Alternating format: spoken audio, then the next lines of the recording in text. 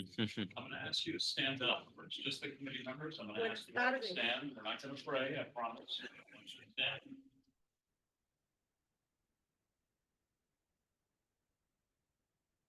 To remain standing, you were and have been deeply impacted by the Pulse tragedy. Remain standing if you think it's about time that we get a memorial built to the Pulse tragedy. Remain standing if you have some feelings about what this memorial should look like. And remain standing if you're willing to bridge differences to find a consensus vision amongst your fellow committee members. Ladies and gentlemen, please join me in welcoming the Pulse Memorial Advisory Committee. Welcome. Thank you.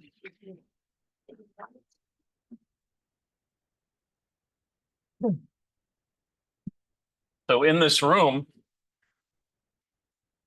we have mothers who lost children.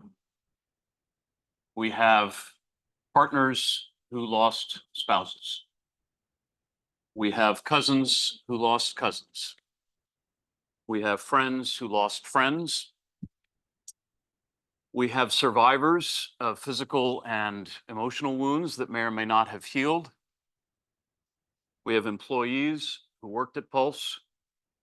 We have clergy and counselors. We have architects and we have designers. We are men and women and androgynous. We are gay and straight. We come from all over the country, including Puerto Rico, Richmond, Virginia, Colorado, and Central Florida. We speak English and Spanish. This is a very formidable group. And I know that each of us has been deeply hurt by the Pulse tragedy. And I also believe that we can heal through the work that we're going to do together. You know, I view this as an awesome challenge for myself as your facilitator. Above all else, I think of my responsibility as making you feel seen and making you feel heard, being trusted, being respected, being valued, and being valuable. I want you to see your work reflected in the future memorial. I want you to believe in yourselves and believe in your colleagues. I also want you to speak and to reflect and to think, and I hope you will listen to one another. But I also want you to hold me accountable. Even though I've been a facilitator for a long time, I'm still learning. And ever since I started this work several months ago, I have received feedback, some of which has been harshly critical. And I encourage you, and in fact, beg you, to let me know what you think I'm doing that's working and what you would like to change all throughout this process. Can we agree? In closing, I just want to say that I've heard many times that Pulse represented a sanctuary, a safe haven where people could be who they wanted to be. To be honest, that's what I aspire for our committee to be. I want this to be a place where all views are welcomed, where we evaluate ideas rather than judging people, and where we focus on working together instead of working against each other. So, thank you for stepping forward. Thank you for coming. Thank you for doing such important work. Ready? Let's try again. Ready? You should have in front of you a pad of affectionately named stickies. And I'm just going to ask you to take 15 or 20 seconds and write one word that describes how you're feeling as we begin our work together. So on the sticky note, you do not have to turn this in to me. It's just for you. Write one word that describes how you're feeling as we begin our work together.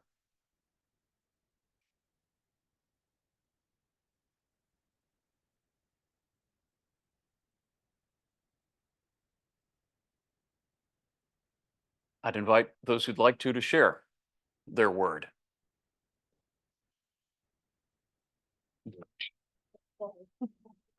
Hopeful. I would make two of us. I put the same thing. Hopeful. I also said hopeful. Hopeful. 4 or 5. I think. Wow. Any others? Determined. Anxious. Anxious? Anxious. Determined. Determined? Anxious. Any others? Skeptical. Skeptical. Appreciate that. Well, we'll work with all of the feelings, but as they say in my son's third grade class, thank you for sharing your feelings because your feelings matter. Really do. So I'm going to be directing you to the screen behind me as we advance through our meeting. You will also note, though, that in your packet, you do have a copy of the slides that'll be on screen. So you're welcome to follow along in the packet and take notes. I do want to take an opportunity to say hello to our committee members, Josh Garcia and Cesar Rodriguez. Cesar is joining us virtually due to illness, and we wish him a speedy and complete recovery. And Joshua, who some of you may know, lives in Colorado and will be participating virtually throughout much of our process together. So welcome to you both. We're hopefully going to have Aracelis Jimenez from the Dominican Republic also joining us on Zoom, and we will treat them as if they are here with us and do our best to integrate them into our conversation. I want to pause now for just a moment and ask that we remind ourselves of one of the main reasons that we are here, and that is to remember the 49. I invite you to review the list and observe a moment of silence in their memories.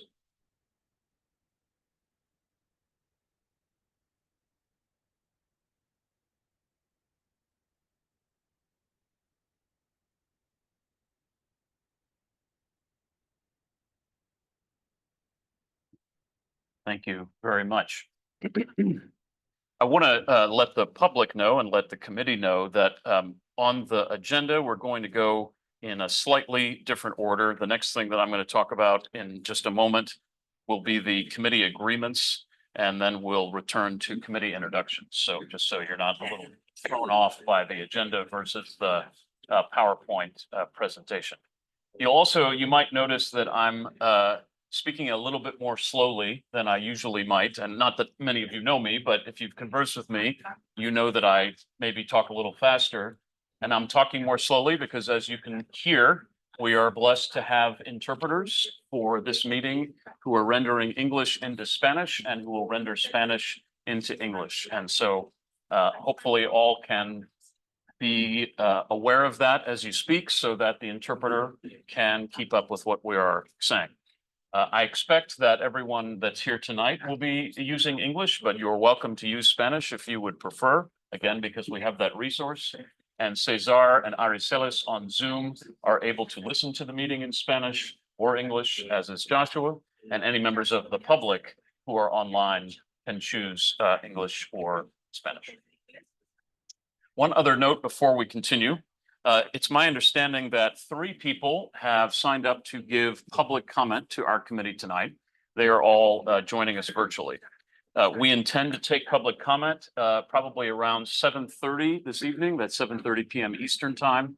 That comes after our panel of other memorial representatives from across the country. So if you are online and interested in making a comment and have signed up, that will be the time that we'll give you to give the comment. It'll be 3-minute maximum per speaker. If you are listening to my voice and want to speak, if you're here in person, there's a sign-in table in the back for someone to register, and online you can go to pulseorlando.org/committee, and that will allow you to register to speak so that we can plan accordingly. All right. For any of our meetings, I'm going to provide you all with a set of objectives, and I'm sure you can guess that objectives are really important to a facilitator. They really help me to make sure that I keep us on task and help us to get our work done that we want to get done. So as you can see, just for those who can't see the screen, I'll read that we're here tonight to build trust, cultivate relationships, and understand each other's perspectives, share information about similar memorial work done elsewhere, and discuss and look for consensus on a mission for the Pulse Memorial. I'll say a lot more about that last one as we get closer, but the idea is that before we get too deep into the details of what the memorial should include, we want to try to agree as a group on what we want people to experience, what we want them to feel, what we want them to learn at a high level, and then begin making more detailed decisions as we go along. So those are our objectives for tonight's meeting. This is a part that I want the committee to pay special attention to, because what I've done here is I have listed for you a set of 6 draft discussion agreements. These discussion agreements are from an organization called Conversation Cafe that I have used probably at this point thousands of times. If it isn't broke, don't fix it, as they say. But my main question to you will be to ask you, as you review these 6 agreements, do they work for you as is? Are there ones that you would like to potentially remove, or are there ones that are not there that you think are important for us to include? So for those who can't see the screen, the first one says open-mindedness, listen to and respect all points of view. The second one says acceptance, suspend judgment as best you can. And I would just add that judging ideas is fine. It's judging people as people that we're trying to avoid. Curiosity, seek to understand rather than persuade. Discovery, question old assumptions and look for new insights. Sincerity, speak for yourself about what has personal heart and meaning. And brevity, make space for others even as you share your honest opinion. So again, please don't feel bound to these discussion agreements. They are there just for a template or to lay a foundation. But I'd like to know whether anyone has any changes that they would like to see to these discussion agreements, or questions that they'd like to raise, or comments to make.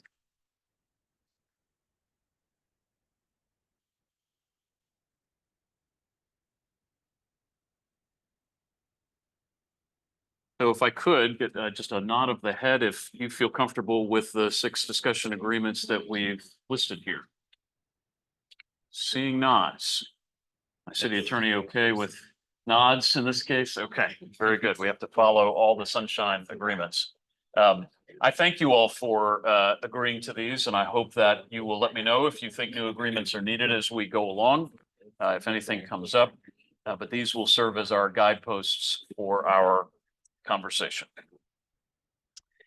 There are just a few items that we wanted to review with you from a housekeeping perspective. And again, these are in the folder that you were given. There's a page printout that says committee member housekeeping.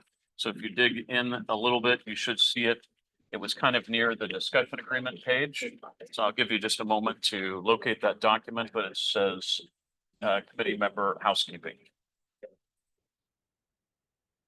So as I said at the outset, anyone can use whatever preferred language they would like to use, because we have interpreters, and if people are speaking in Spanish, we have the ability to listen to that Spanish through headsets for those of us who don't speak Spanish fluently.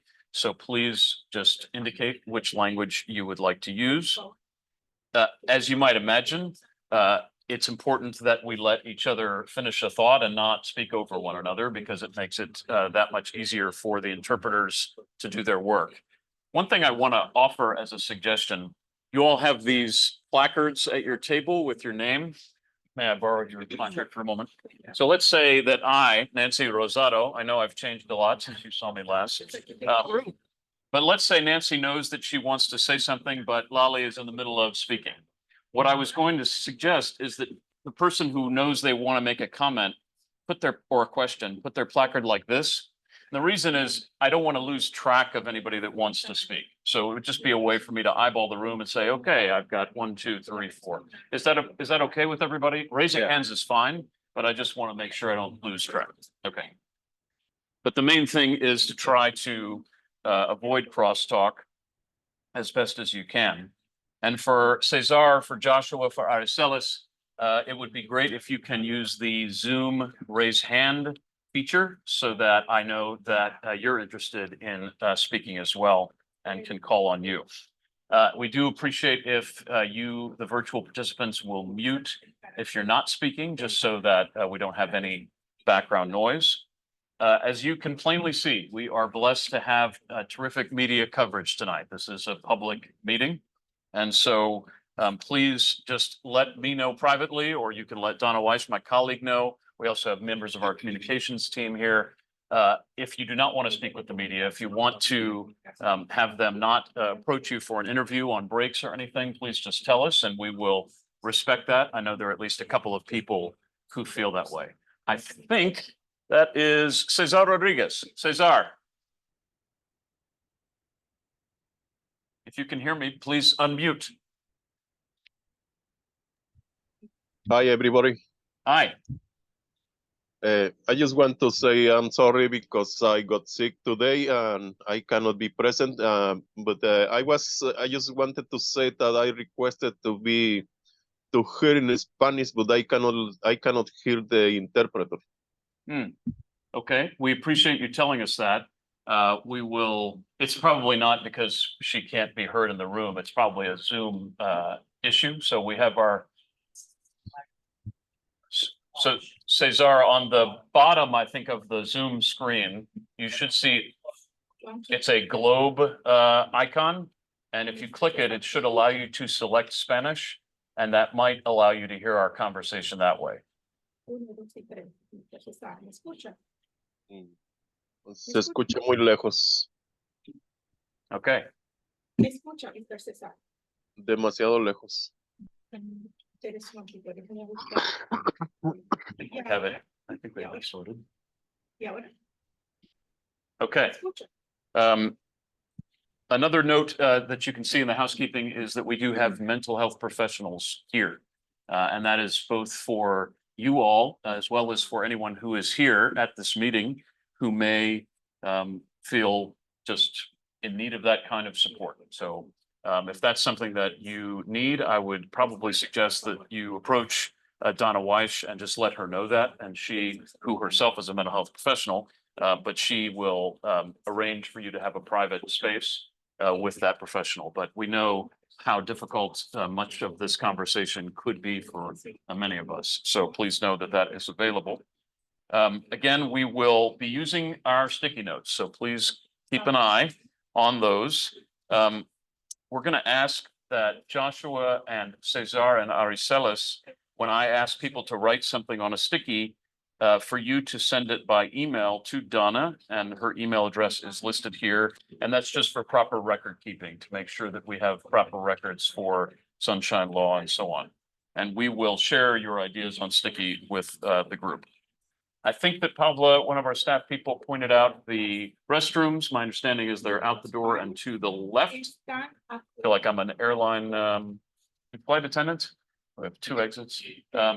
So you'll just go through the doors and make a left, and please just use those as you need.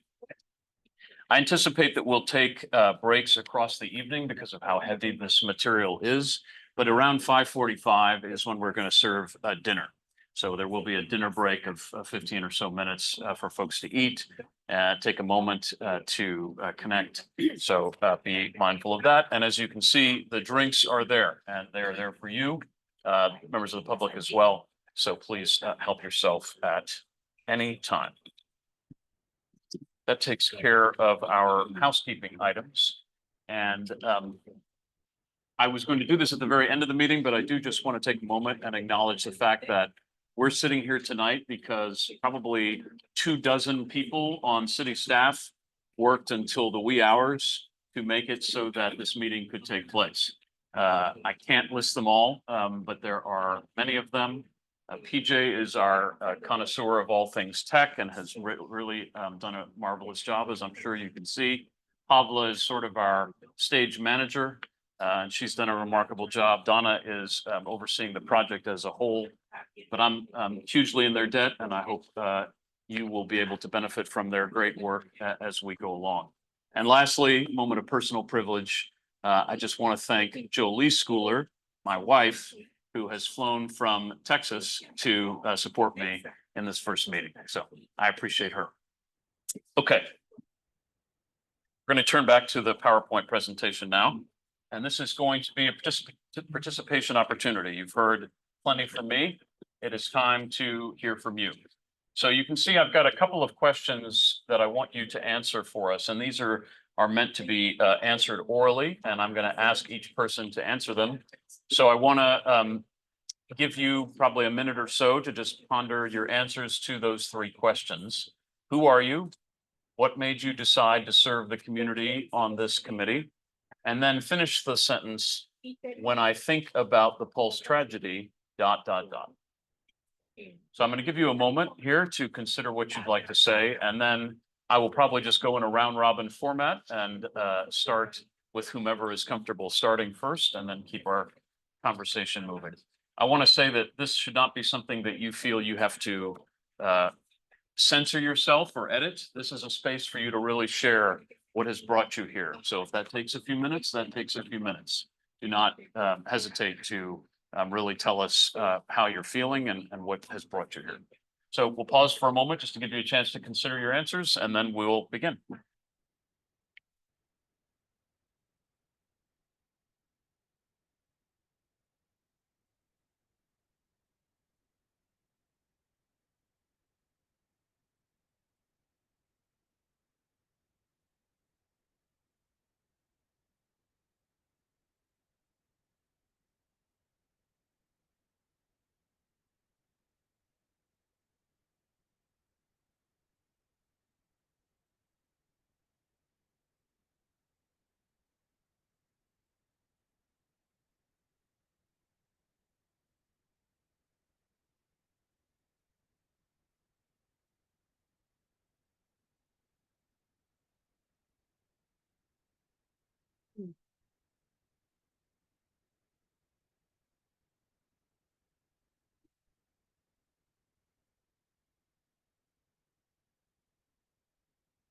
Would anybody feel comfortable being our first speaker? Norman? I honestly, I hate talking into microphones, but Understand. so sitting down or Your choice, actually. I'll sit You can down. choose. Yeah. So my name is Norman Casiano. I am a son, I am a brother, I am a chef, and I am a survivor. I was injured twice that night. I lost not just, friends and family, but a plan, a life that I completely was guiding at that point. I was in my early 20s. So, now I'm a man who's healing. I'm someone who's trying to fall in love with life again. Norman Casiano. The major reason why I wanted to serve my community like this and be a part of this committee is because I am a survivor and I was there that night, and I experienced it firsthand for the past 8 years, but mainly because I feel like there's been so many voices left unheard, and because it's been 8 years, and I feel like a lot of us feel like it's about time that there's a place for us to heal even more at. And the last question was, When you think about the Pulse tragedy. oh, I'm gonna get emotional. When I think about Pulse, I think about, those who don't have their loved ones here anymore. I consider myself lucky to be a survivor because I have my mom and I have my family and I can hug them still and be with them, you know. I think about all the hurt that still goes on, you know, internally, not just for me, but for those of us who experience this. And I think about, you know, the silver lining. I think about my friends and how they're not here experiencing what's been going on for the past 8 years and having to, you know, kind of like rebuild in a place where it feels kind of hard to rebuild. That's what I think about when I think about Pulse. Norman, thank you very much. It's great Thank to you. have you. Brett, would you be able to go on next? Sure. My name is Brett Regas. I'm a survivor of the Pulse tragedy. I lost my partner, Frank Hernandez, that night. When I share the same,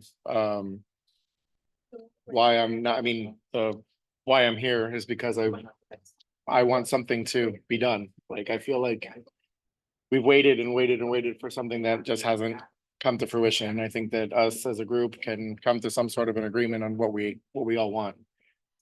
And when I think about Pulse, that I think that I'm lucky to be here, but I'm very sorry for the people that we did lose, and I want to be a voice for those people that we lost, to make sure that we honor them and make sure that we're doing right by them. Thanks, Brett. Hi, I'm Keon Carter. I'm also one of the survivors from Pulse.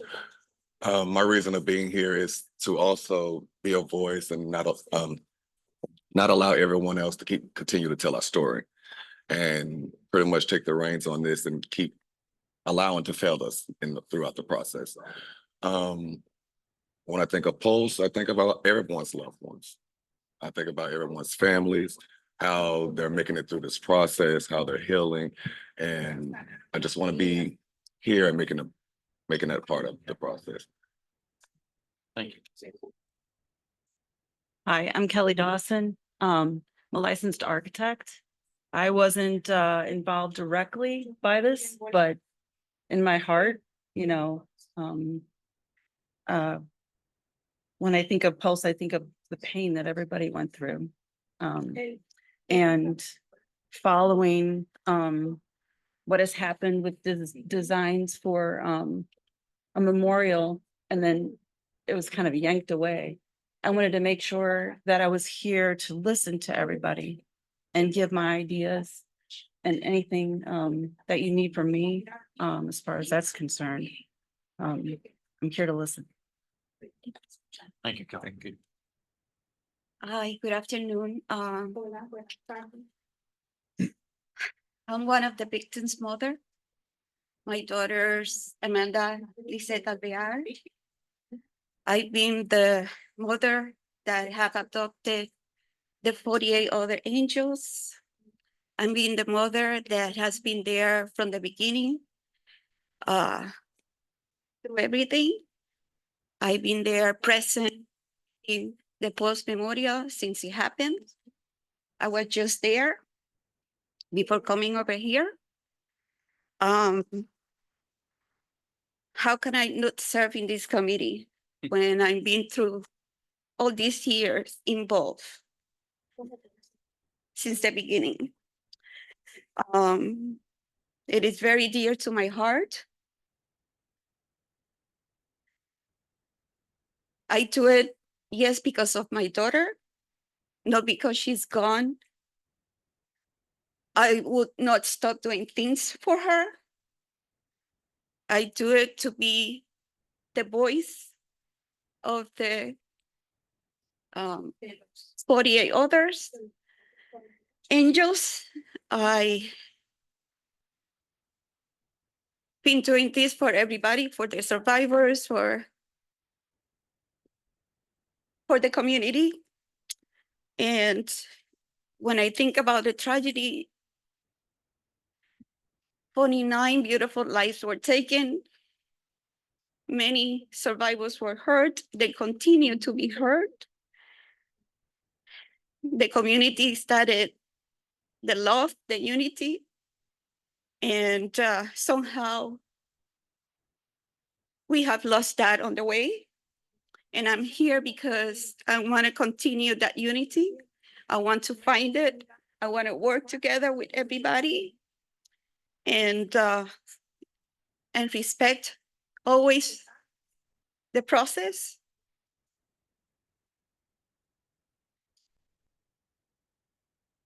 That's all I have to say. Thank you. Thank you very much.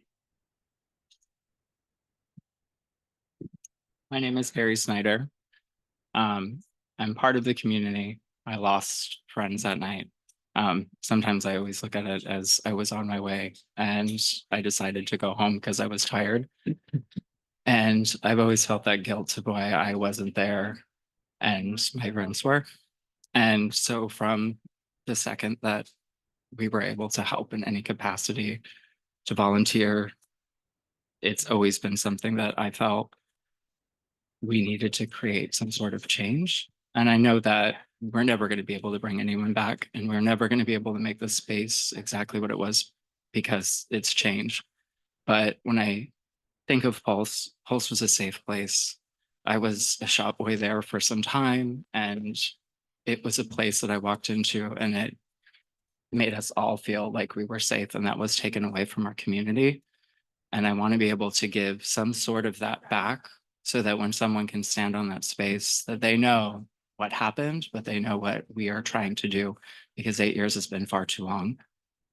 When I think of the Pulse tragedy, I'm full of emotions, just like everyone else. There's so much that we can put together and try to explain, but from what happened to what our community became after that and what we still are doing is why I continue to think of the hopeful space because of what we're here for today and what we're going to continue to move forward. Thanks, Marie.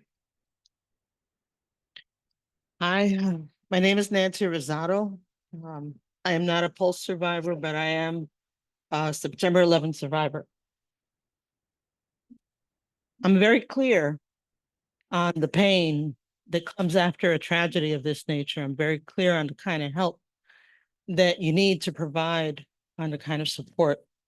I have since then been very, very involved with some of the victims and some of the mothers, like I was back in New York. It's pretty consistent, and this is unfinished business as far as I'm concerned. It's time to move this forward. It's time to relieve the pain and move on by getting past this one particular stumbling block. 8 years is way too long. When I think of Pulse, I think of what it would be like, or what it's been like, to live with unanswered questions and this unfinished business. And I cannot imagine what the survivors and the parents go through, even though I've dealt with the moms for a very long time. It's not the same thing as being one of them, being in the room with their pain, just begs for you to alleviate it somehow. That's where I'm at. Makes sense. I'm Tommy Connolly. I was a regular patron as well as a survivor of Pulse that night. I forgot what the second question was, honestly, at this point. But you did use a proper term for Pulse in the beginning when you called it a sanctuary, because for a lot of, especially college age kids, Pulse was like the sanctuary. It was where people were most comfortable. In terms of why I joined the committee, I'll just say the past foundation that was supposed to handle things, I think that's like the elephant in the room right now. I hate that stuff is that we were taken advantage of, like it, and the fact that it is 8 years now and literally nothing was done on their end. Something has to be done, and I feel like the last foundation had too many of the wrong people involved of making a memorial. I do have a better feeling about this time around because I do see victims, survivors, family. And that's kind of why I'm here. I'm tired of commercialization of the 49 deserve better. their lives were stolen, and in terms of memoriam of them, that was stolen too. It's time to give them their memorial. Thank you, Tommy, very much. Hello, my name is Reverend Marcelino Rivera. What made me serve in this committee? I'm part of the community, and we need healing. 8 years has been far too long for this to be dragging. What I think of Pulse, I think about the families, the parents, and for one moment, everybody got together, and that's testimony to the heart of humans. So how we can be empathic and be together for people that are in need and people that are suffering. So Thank you, Rev. Good afternoon. My name is Jamie Reed. I am serving for this committee, for my friend Eddie. He was lost that night, one of the 49. I am a marketing professional, a designer, and I've been there since day one, so I felt like I needed to see this through, just like everybody else in this room. We all feel the same way. When I think about the Pulse tragedy, it's a roller coaster of emotions, let's be honest. I think we all are on that roller coaster, but we're all at different levels. But I just want to make sure that this memorial is created, and I feel the same way as you, Tommy. I feel this room is a good group of people to get that done. That's why I'm here. Thanks, Jamie, very much. Mhm. Yes, before you do, I want to make sure, I don't know where Pablo is in the room, but I want to make sure that all of us can hear an English interpretation of the Spanish that's being spoken. So I don't know how our interpreters wanted to handle that, but I wanted to. Carlitos wants to use Spanish for his introduction, and so I want to make sure that we can all follow him in English. So I don't know if our interpreter, we can use headsets, or what would be the best way to. Carlitos, I'm sorry for the delay.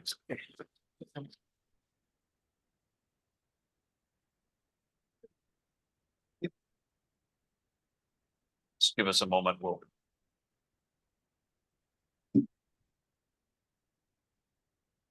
Yeah. I know a lot of us are uncomfortable with the microphones. I would say, just for the benefit of everyone that's watching our meeting, to kind of be as close as you can be.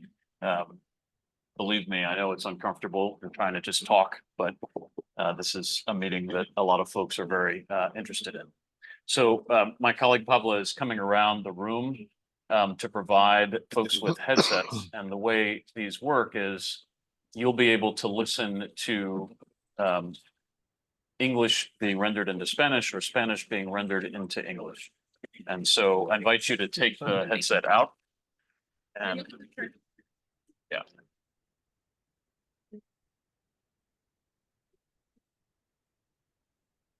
Oh, thanks. Did they get to the end? All right. We'll just take a moment to get these set up, and then we'll hear from Carlitos.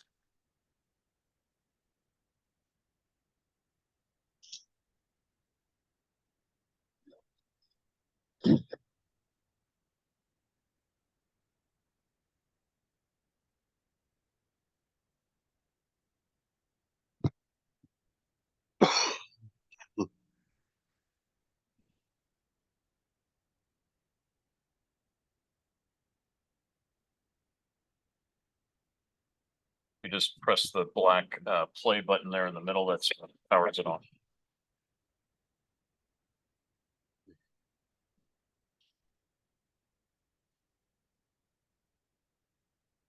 Yeah. Yeah, that middle play button. If you press in the middle. Everybody ready? Everybody comfortable? Okay. Carlitos, por favor. Wow, gracias. Habla español porque estoy un poquito nervioso y es mi lenguaje materno y así me siento más cómodo. Mi nombre es Carlitos Díaz y soy aquí de Orlando, Florida, puertorriqueño, líder comunitario, artista y también primo de las personas afectadas.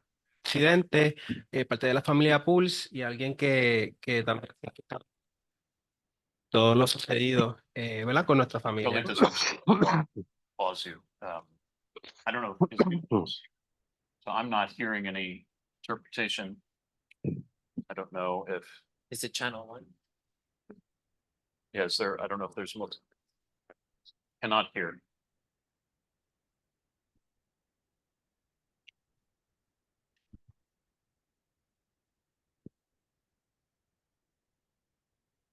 Here's somebody moving around. We apologize for the technical difficulty.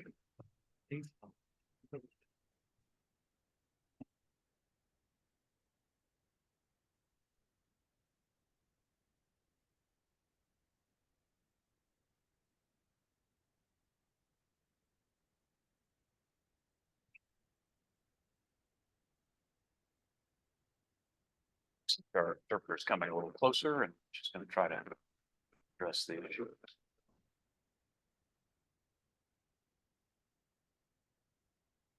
We certainly could hear my colleague who's speaking in Spanish very just a minute ago, so I don't know if it makes sense for her to.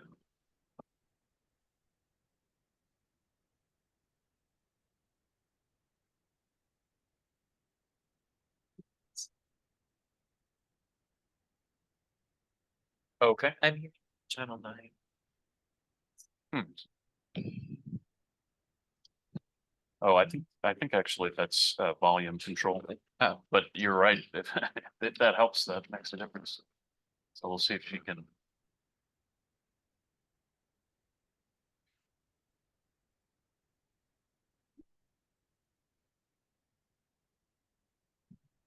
It's extremely faint if you are.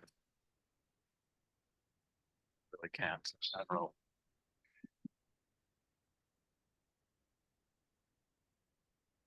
Could I just for a quick fix, ask maybe to have you take her microphone, because I know my colleague here, we could hear her fine. I cannot, I don't know if anybody else can, but I can't. So if we could do that just as a temporary fix for Carlitos' introduction. And we can hear. Yeah, we can, yeah, her microphone is working. Yeah, that's. Thank you so much for that. Yep. We are. So let's give her a moment to get situated. Carlitos, I'm so sorry. Saludos a todos nuevamente discúlpenme, me siento un poquito nervioso, no estoy tan acostumbrado a las cámaras y el español es mi lengua materna, así que voy a utilizar el español, así me siento más cómodo. Mi nombre es Carlitos Díaz, soy líder comunitario, artista y también miembro de la familia Pulse. Mi primo fue uno de los afectados en el incidente, una persona que también su salud mental ha sido afectada por todo lo sucedido y que me siento muy comprometido con mi comunidad. La comunidad me llena y es a lo que trabajo, a lo que me dedico y a lo que me apasiona. Decidí unirme a este comité porque que ser escuchado y escuchar a los demás y juntos, ¿verdad? Encontrar una solución a crear a este memorial. Y cuando pienso, pienso en mi familia y pienso en estos 8 años de mucho crecimiento, pero también mucho sufrimiento en varias comunidades. Gracias.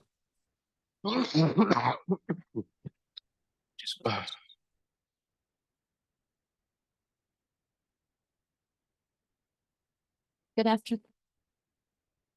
Good afternoon. Can you hear me? Okay. No? Okay. Good afternoon. My name is Siglali, or I go by Lali Santiago Leon.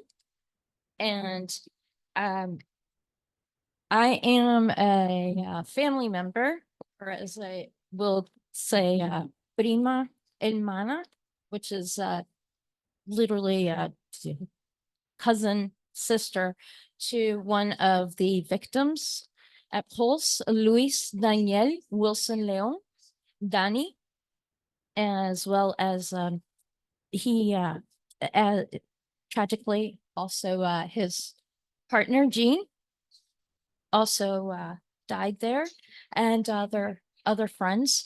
I consider myself, bueno, just to translate a los que están escuchando en español, ¿cómo fue? Lali, y soy prima hermana de Dani. Así que le digo, I call him Dani. And I made a promise to Dani and to others that his name would not just be on a wall, but rather his story and the stories of each and every one of us who has been impacted need to be shared. And I think that that's something that I would love for all of us to come together.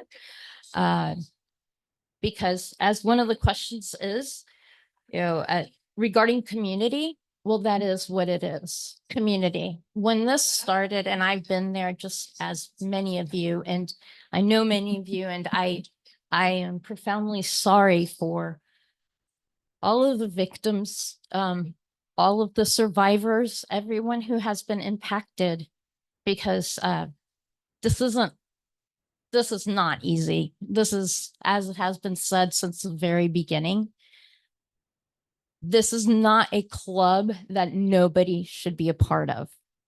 And I don't mean that in the sense of the club.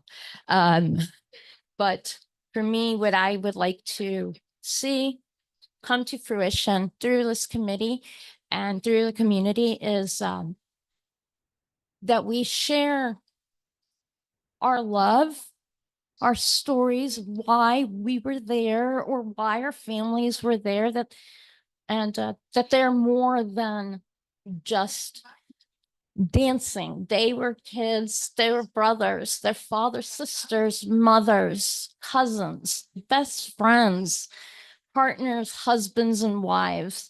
And I believe that the conversation can be, my hope is that we can steer the conversation towards this unity, as I keep hearing many mention. And I feel, my hope, again, I'm a little nervous, but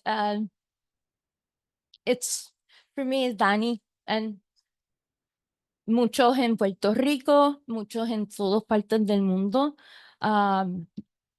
One thing, this does not just belong to us. This is something that belongs to our community that we should bring back, as it's been mentioned. Not just that, but that day, it belongs, I learned it's a long day. And one thing that I see is that this is part of the world. This is something that happened, profoundly impacted many, it brought us all together as a community here locally and throughout the world. And I would like to see if we can continue that, build upon that foundation that we've all been impacted by. My hope is that we can bring it with some positivity, that these stories, they're not just stories, but the tragedy can perhaps help us find a way to heal and move in a direction that we can all appreciate and see what happened, and not let this happen and continue to happen again. Thank you. Thank you, Lolly. Hi, everyone. My name is Brian Reagan. I am a survivor and a former employee of Pulse. Many of you have touched already on what Pulse meant to so many of us as a safe haven, was a place where we could go and feel like we could reconnect with the community. And we tried to recreate that on a nightly basis. But Pulse was just a building. It was truly our community, which made it special every single night. It was this community that gave me the courage at the age of 18 when I moved here, knowing nobody, to come out of the closet, be the person that I knew I was, This community has been so important to me since that day that I moved here when I was 18 and all these years later. Pulse, when I think about it and think about the memories and the fun nights that we had together, there was so much laughing and dancing and such happiness on a nightly basis, you know, and that was taken away from us. And it's taken a very long time, 8 years, a little over 8 years for a lot of us to be even okay.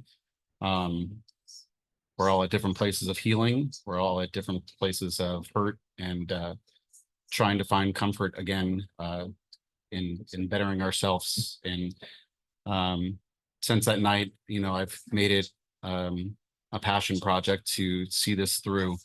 I feel like this is a sense of closure for myself, for the community. And I think that looking around the table, I know many of us have lost touch over the 8-year period. I'm glad to see some familiar faces and hope to rekindle some friendships that were lost along the way. And yeah. Thank you, Brian, very much. Good afternoon. My name is Terrence Hunter. I am an Orlando native. I spent more than a decade working in museums, and I was a Pulse patron. I am on this committee because I believe that it is incumbent upon us to get involved in our community, particularly when we see things that we do or don't agree with, to ensure that our voices are heard and that we are representing what we want to see as members of this community. When I think of the Pulse tragedy, I am both saddened by the tragedy itself and yet hopeful for what the work of this committee means in terms of honoring the victims and the survivors and the first responders of that night. Thank you, Terrence, very much. I'm going to turn to Joshua Garcia and Cesar Rodriguez. I see Cesar. Cesar, por favor. And I think we'll go back to our headsets here for those who would like the English of what Cesar is sharing for his. Hi, thank you. Can you see my image? Because I don't want you to see my sick face. We see your picture and not your face, which I'm sure is lovely even when you are sick. Okay, thank you. Yeah, and I'm gonna try to use my English because the translation I cannot listen very well, so I hope you understand me. Of course. According with the first question you did to write on the paper, is my answer is concerned because I still don't know who, if you are directing this all this committee, or who's gonna at the end, who's gonna decide what to do or not to do, the parents of the deceased, you or the city. So that's one of my concerns. So another thing, I responding to that night. I just want to tell you, I'm not gay. I was at the club just for casualty, but I always been supporting the community. My best friends are gay, so that night I assist there because I saw a flyer that's saying that was a Latin night, and I get in and I saw the music was very nice, and I saw a lot of people. So I stayed there because I was recovering from another accident I had years before. I got hit and run over by a drunk driver on my head. So it's the first time I was trying to socialize again. And that night, my son, my son who was attending one program on the Orlando Police, he was about to assist with me that night, but at the end he decided not to do it because next day he has to go to a summer camp, a camp with the Orlando Police, and it's. I'm glad not to be present because all this brings me, on tears all the time. Every single child I saw getting killed. I was seeing my son on each one of those persons. So it's been so hard for every one of us, and I would like you to listen all the parents, the families, what they have to say it, because every one of us we need something to say that, and you to take care, to take in I don't know how to say, tomar en cuenta. And Take into account. Take into account. yes, and but I hope that the answers come out and everything is done like our Latin community, because that night I saw a lot of Latin guys over there. And we have a different culture, like the American culture. We need a remembrance place, different, not the American way. I guess we need something special and something really take care of. Thank you.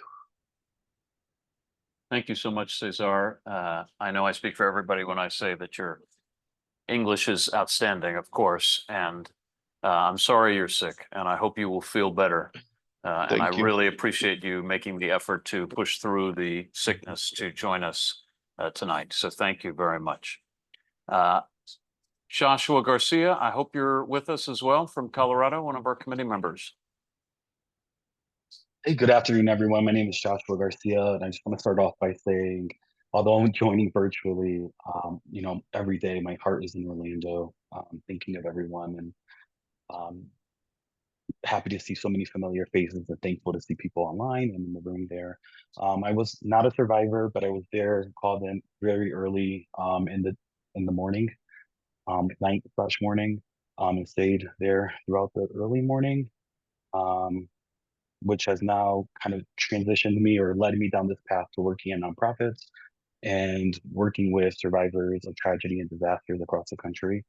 The next question was, what made me decide to serve on this committee?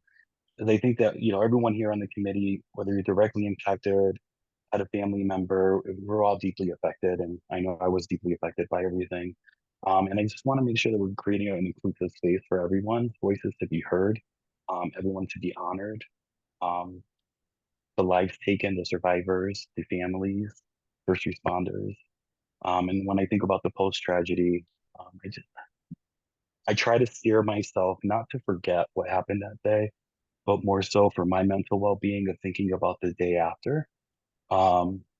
And the resilience of the community, the love and support of the community, and creating a space where people could come back together. And I think it was echoed a lot throughout everyone's points, was that we lost that sense of unity and community. So really making sure that we get back to that. Josh, thank you very much for joining us from Colorado, and we're glad to have you. I don't know whether Aracelis Jimenez is on the line with us. I believe that she wasn't at the last check, but Aracelis, if you are there, we'd like to hear from you. Sí.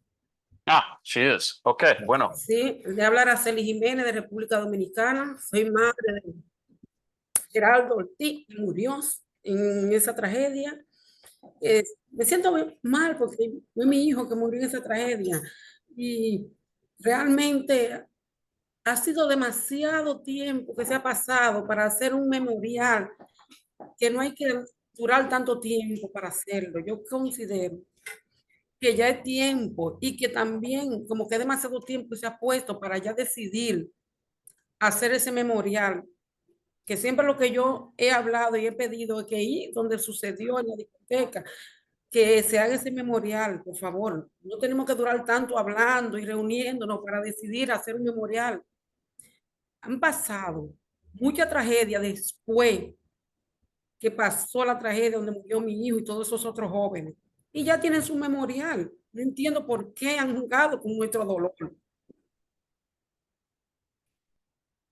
Y otra cosa, yo me había gustado estar allá presente, por motivo ajeno a mi voluntad, no pude ir, pero para la próxima reunión más adelante voy a tratar de ir personal.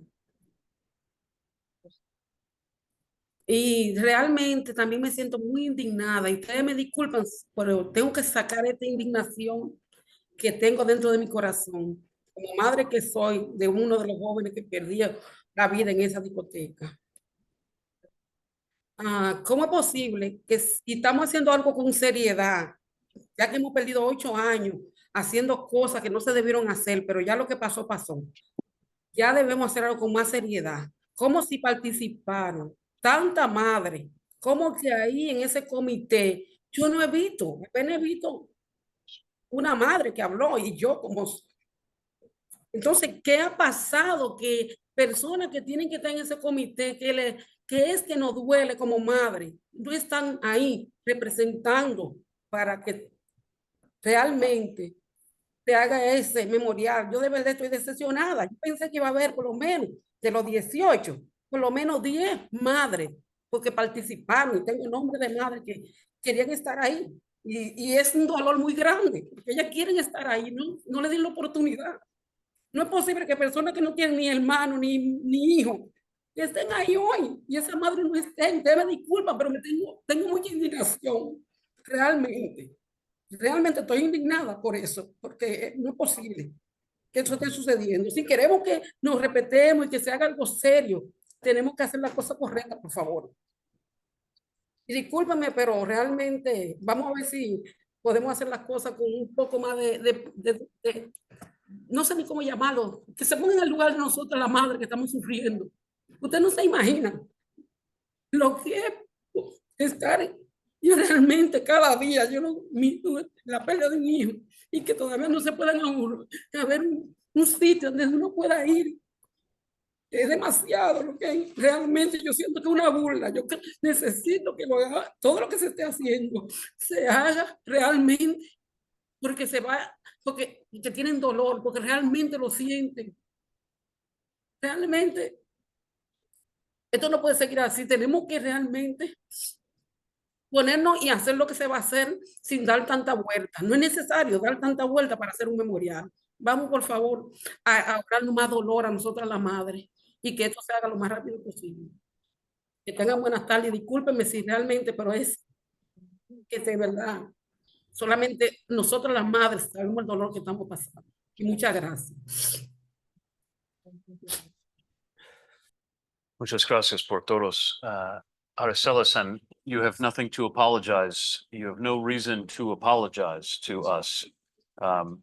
I hear and I feel what you're sharing, and I'm glad that you felt able to share it. I don't know whether you are acquainted with Ms. Alvear, but she is here on the committee and is also a mother. And we understand the significance of the perspective of mothers and family in general to have on this committee. I also just wanted to clarify or respond to a question that Mr. Rodriguez asked. He asked if I am in a decision-making role. The answer is very much no. I am not a person who will decide what this memorial will be. Your task as a committee is to put together a comprehensive recommendation to the city of Orlando as to what this memorial should look like. And then it will be the city's responsibility to see that through.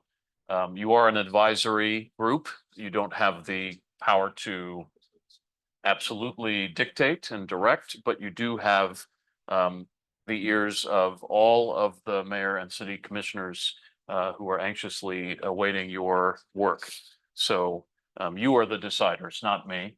And I know that the mayor is very much wanting to follow the path that you will blaze on this committee. So I hope that for Mr. Rodriguez, that is a helpful clarification. We're going to be pivoting in just a minute, but I want to ask people Was there something that you heard someone say that really stuck with you? Or was there something you heard repeated around the room that you felt was an important takeaway from the introductions? So anybody that wants to share something that they heard, we'd love to hear it. Nancy. Yeah, when Aracelis was speaking and she used the word, que no sea una burla. In other words, don't make fun of us. That this not be a joke. And she spoke about the moms. What I can say I've heard over and over again, is their feeling of not being able to participate and sit at this table with us. Respectfully, this what we are doing should really be very reflective of the moms, the family members. In other words, mom and family member driven, survivor supported. And for the rest of us who are not touched that particular way, that we be the driving force to make these wishes come true or as close to coming true as possible. But when she said that word, don't do this to make fun of us or as a charade, that really resonated. Others? I have a question. Yes.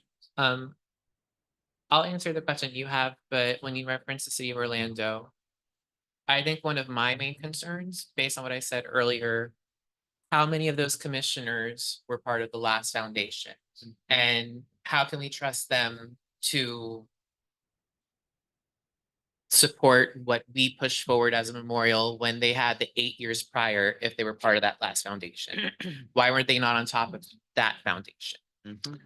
I'm happy to yeah. follow up with you on that to get more information. I don't have. And then in terms of what's been said around, I'll say something I'm personally tired of hearing. It does affect everyone, but I'm tired of being told or being said like it's not just about the survivors, the victims, the families. It did affect the community, yes. But if you were not there that night, it did not affect you the same way at all. And to try to equate yourself to that is a little bit insulting to the survivors. It's a little bit of a look at me energy. I do think that some of the terms we also need to be more mindful of. Lives were not lost, they were stolen, they were taken. They didn't just naturally pass. Someone came and ended their lives. Say the words. Unprovoked. Murdered. Say the words. They were taken, they were stolen, not lost. And again, I'm not gonna harp on it too long, but I'm like, for the past 8 years, after they were taken, in terms of trying to build a memorial for 8 years to memorialize them, pay respects, show love, support, and even to the community, it was stolen again. And if we want the memorial to go forward, like everything has to be out on the table. So that's why I asked in terms of the city, who was in like the ones who are making the decisions, were they involved the last time around? Because if they were, then like, I understand where Aracelis is coming from. It's like, don't waste our time anymore. It's been 8 years. Right. And if we have to bring our stuff to the same people from the past 8 years, is it really going to get done? Tommy, I really appreciate what you're sharing and the candor for sure. As I said, I'll look to get some additional information on which commissioners might have been involved directly with One Pulse. Lali, do you want to share? Yes, I just want to say that I empathize with all of the mothers, Aracelis. But I also though want to say though, excuse me, that there are a lot of us who are family members that they're and I'm not trying to be negate or negative, but we too have suffered just as much. I'm not a mother. I am like a sister. I am a family member. And I feel that since that day when I was running down that street looking for him and having him come here from Puerto Rico to become who he wanted to be I feel that I have, and I'm not trying to be calm, but I just want to say that it is I feel that there is a sense of importance that we also acknowledge that not many of them had not many who have mothers or whose they there were many who did not acknowledge that their children or their partners or their family members and were there or who they are or how they express themselves. And from day one and prior to that, my cousin Danny came here for those reasons.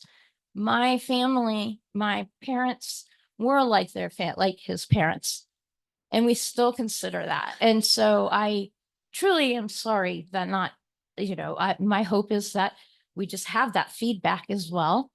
But and I'm no way trying to negate how mother feels, but please, I ask for some consideration and respect for those of us who are their family as well.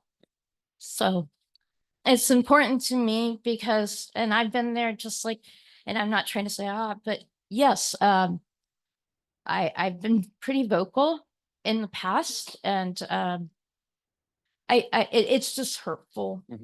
And I'm sorry. I just want to acknowledge that, there are many of us who are still that are family, and that's why I'm here. He's like my brother, and my mom and my dad are like his parents. I think in both what Lale and Tommy are conveying is we all want to feel seen here. We want to be known. We want our perspective to matter. And so I hope that all of us are taking that to heart for each other. I'll go to Norman, and then I'm gonna, unless I have anybody else, I'm gonna keep moving. You actually touched bases on what I was gonna say, that one of the major things that I heard everyone touch on was unity. And once you guys both mentioned, I feel like a lot of us for the past 8 years have felt like not seen. So I feel like that's where the lack of unity comes from, where like someone like Lali might feel like just because she wasn't a mother or directly related or whatever the case may be, she isn't seen as someone who can feel affected, or just because someone wasn't there that night, etc. So I feel like the major takeaway should be that we come out of this united, not trying to measure, who should feel more pain than not, because obviously it's not comparable to those of us who were injured and went through the hospital, but it's not about who feels more or less. It's about the fact that we all as a community do feel pain when it comes to this, and we want a resolution and we want a memorial. Thanks, Norman, very much for that. One thing I just want to telegraph for you all is that tomorrow, when we have our second day, we're going to talk about the best ways that we can engage the mothers, the rest of the families, the other survivors, because their voices need to be heard directly. It's not just that we want people to channel the voices, but that they are heard directly. And there is a public event tomorrow evening at 6 o'clock in this building for the public to come and share their views. And there will be an online version of that same event as well. That'll start tomorrow evening. So just acknowledging and affirming what everyone is saying about how important it is that these voices be heard. I'm going to, with my colleague's permission, would it be okay if we took maybe a 5-minute pause? Okay.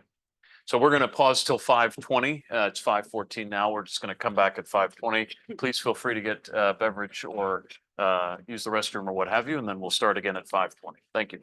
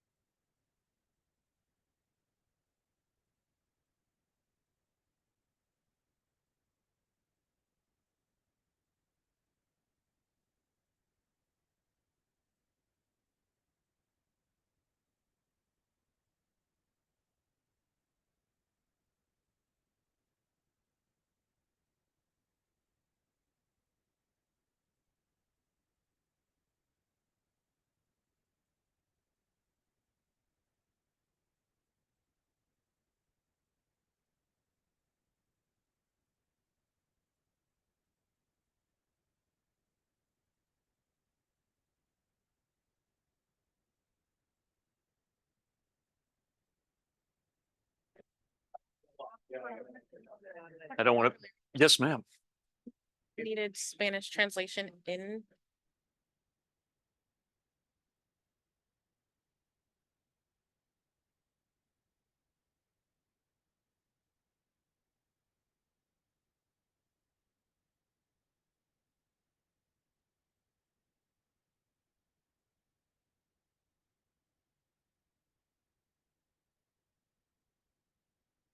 Media is doing some interviews. We do need to resume. So I'll ask the committee to come back to their seats. And I will ask Nancy to get lemonade for herself and for Perry Snyder.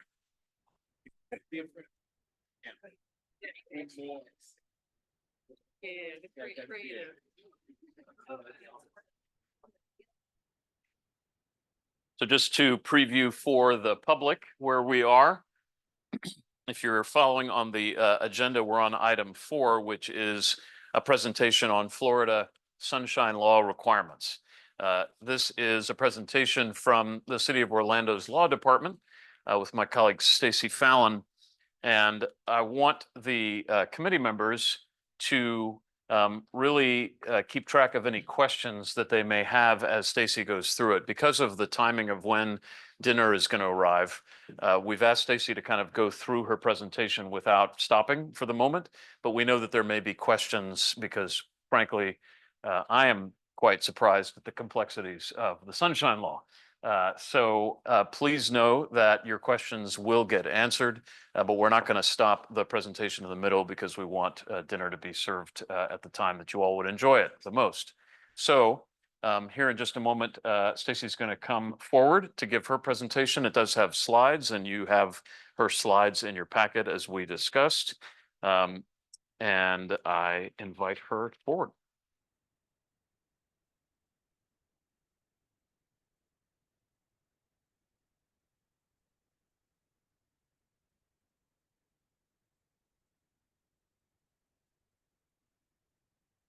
Yeah, it's on. Can you hear me now? Yes. She's not a Verizon spokesperson. No. And I'm usually quite loud, so I will keep this as far away from me as possible, not to overwhelm you. I'm going to stand if that's okay while I go through the legal components or some of the laws that I think we need to discuss. I would like to start off by thanking each and every one of you for devoting your time and being willing to serve on this committee and being a committee member. Without you, truly, this would not be possible. Now, with your willingness to serve on the committee and become a committee member, there are some Florida laws, some rules and regulations that I need to make you aware of. And there it is. So I'm going to go over 3 main areas of the law that are going to regulate how you move as a committee as a whole and as a committee member individually. So they will govern you individually and your process in these meetings that we're having for the Pulse Memorial. So the first of those 3 is the government in the sunshine. This is also known as the Sunshine Law.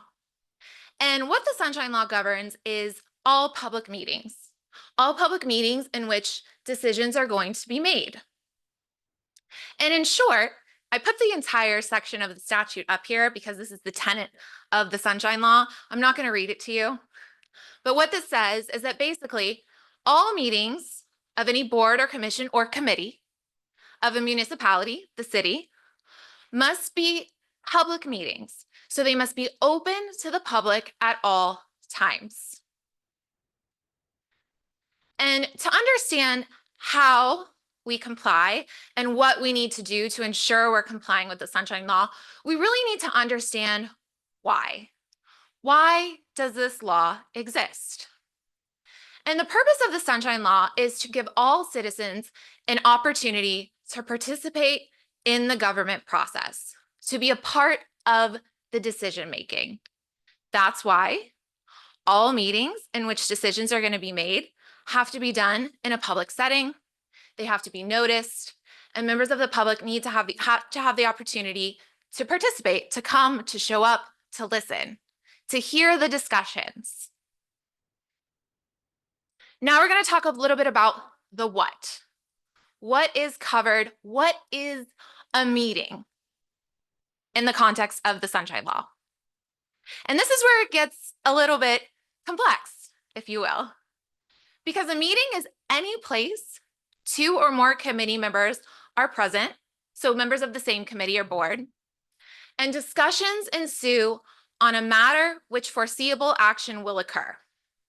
In other words, a meeting is any time 2 members of the same committee are together and they're talking about matters that are going to come before them in their position as a committee member.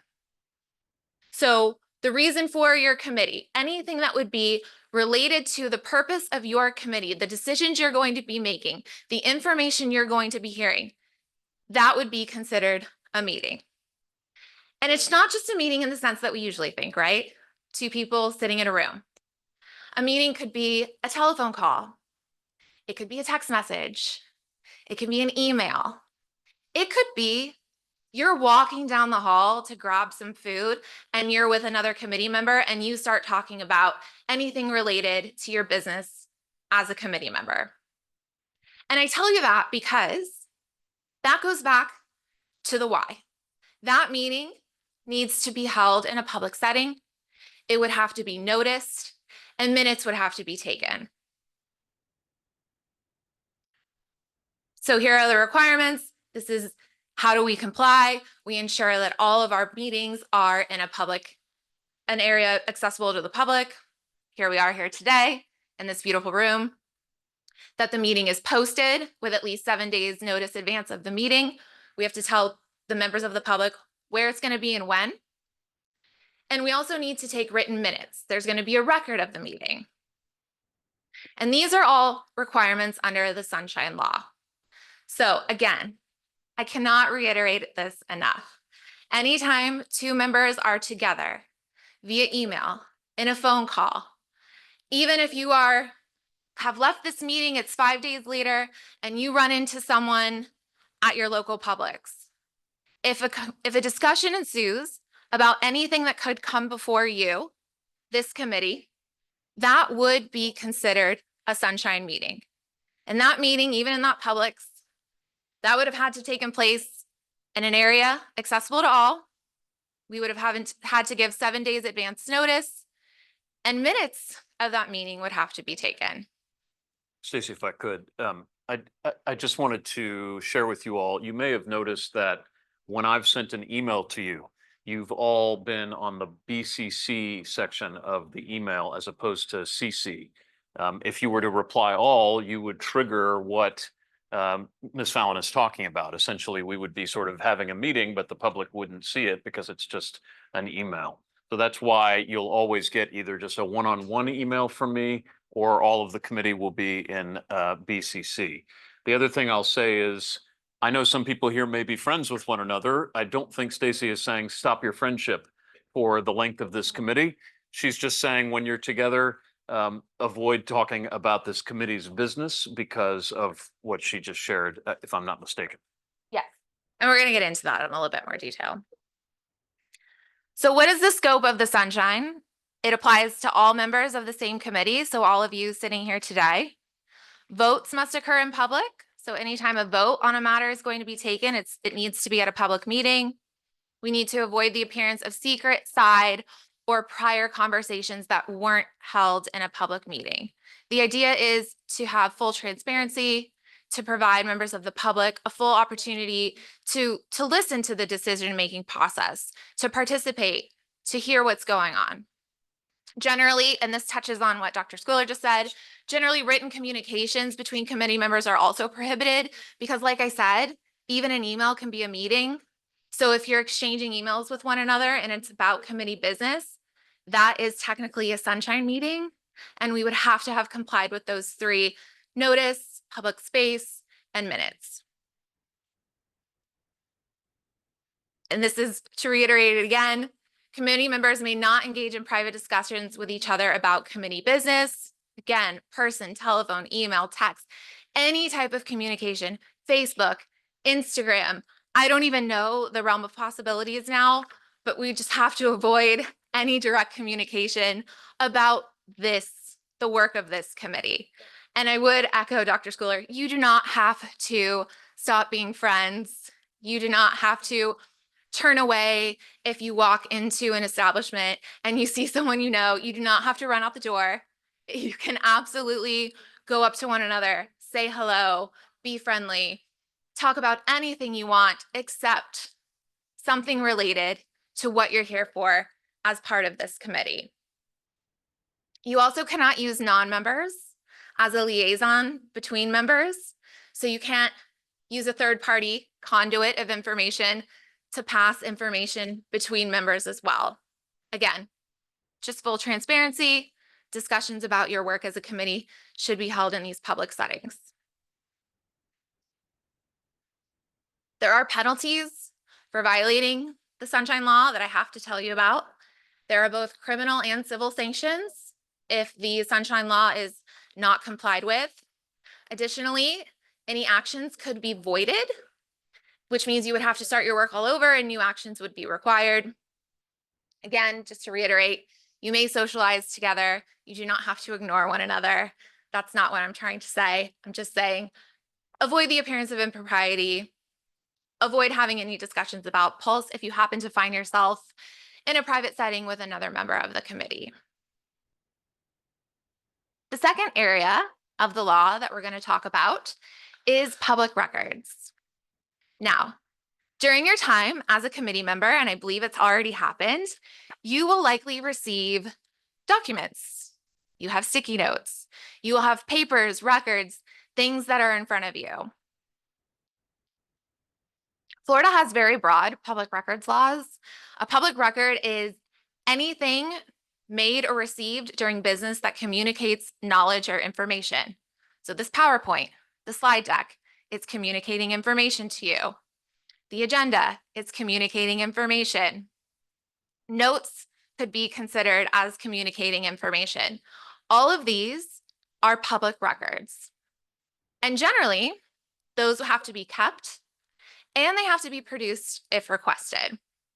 And it's not just paper, it can be documents, books, tapes, emails, instant messages, Teams messages, Facebook messages, drafts, phone messages.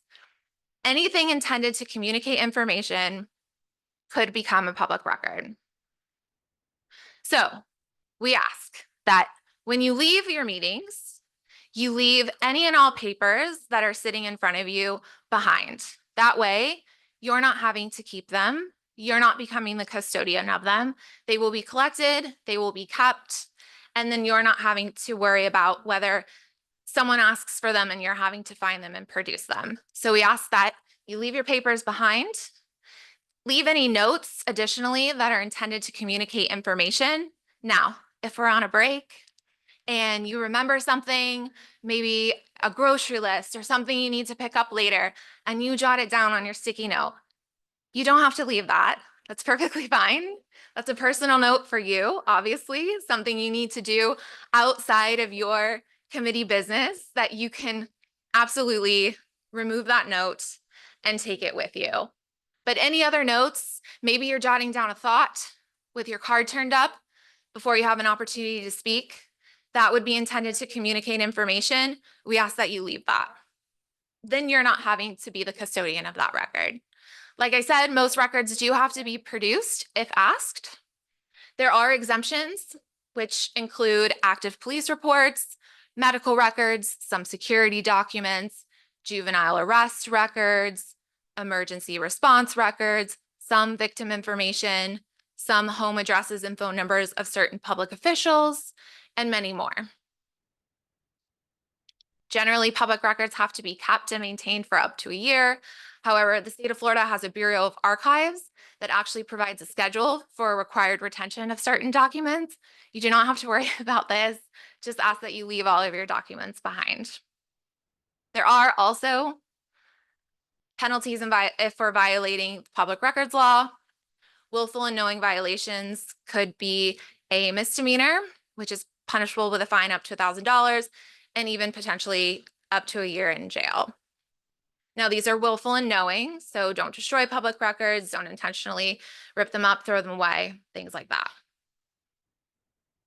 Last, but definitely not least, I am going to cover the city and state of Florida's ethics policy.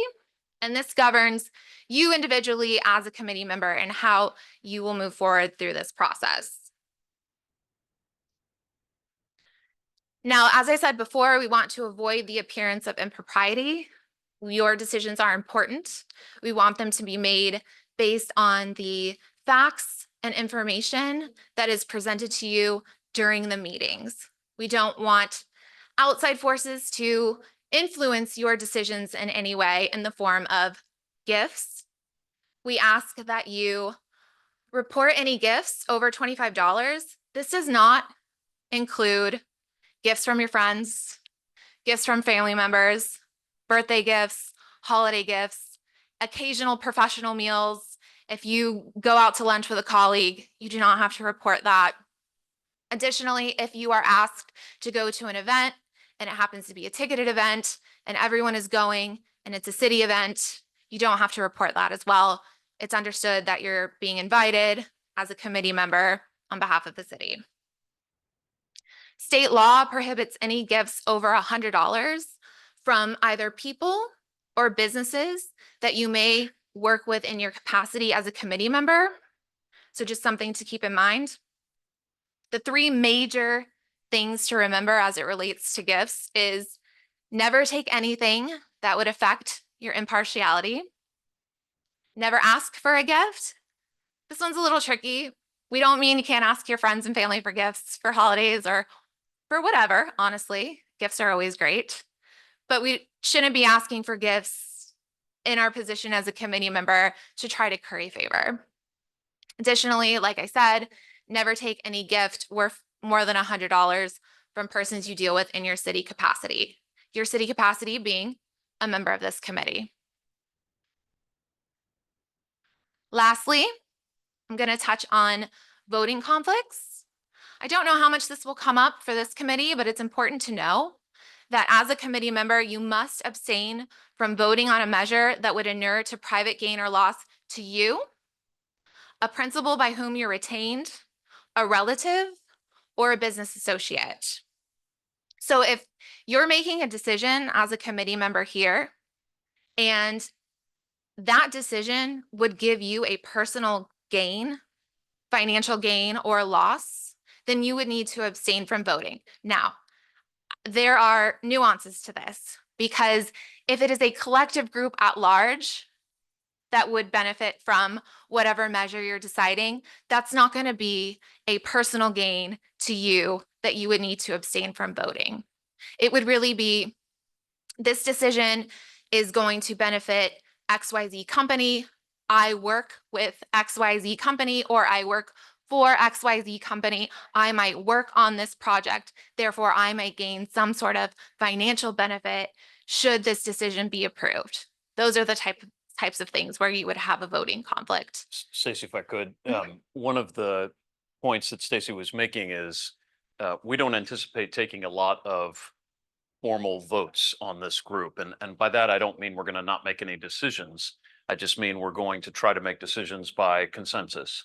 We're going to try to find paths forward that everyone feels they can live with. So the chances of there being votes are slim, but obviously what she's talking about is still important. If you know that there is some way that you would benefit from a decision, it's important to recuse and disclose that. But the other thing I'll say for the public's benefit is when all of the members of this committee applied to be on the committee, they had to affirm that they would not directly participate in the process of building the memorial in some professional way.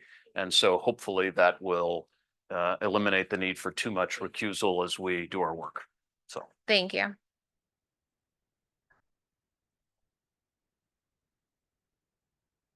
If you do find yourself in a situation in which you believe there might be a voting conflict because of the reasons we just discussed, you are not prohibited from discussing the matter. You can absolutely engage in any discussions about the item that's going to be voted upon. However, you need to disclose the nature of your conflict before you partake in those discussions.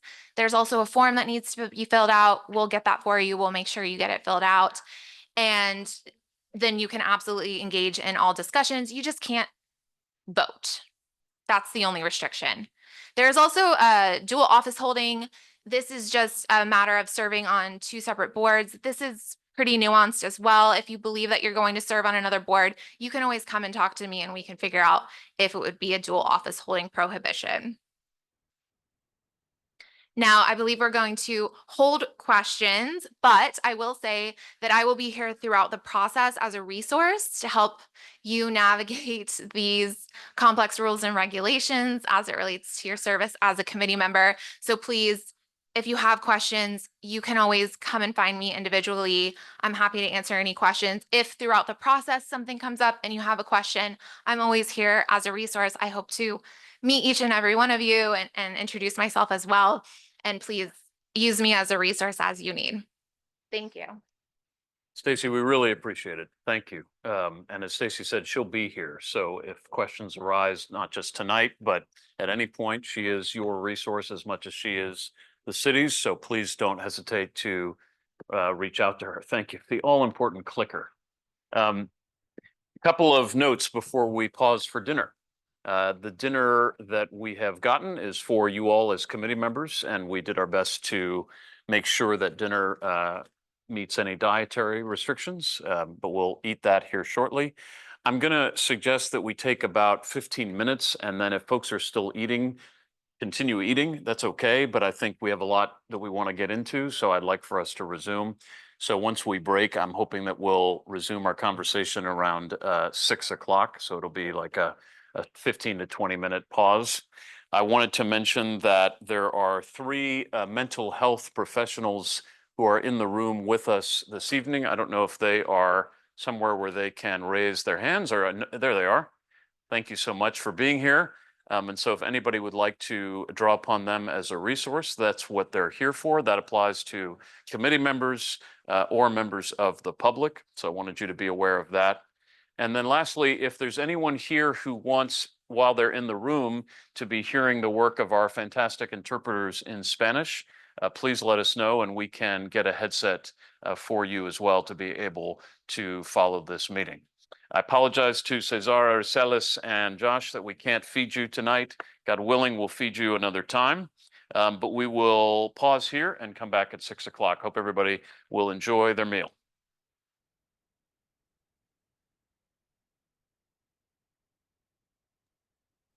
Do you have DoorDash?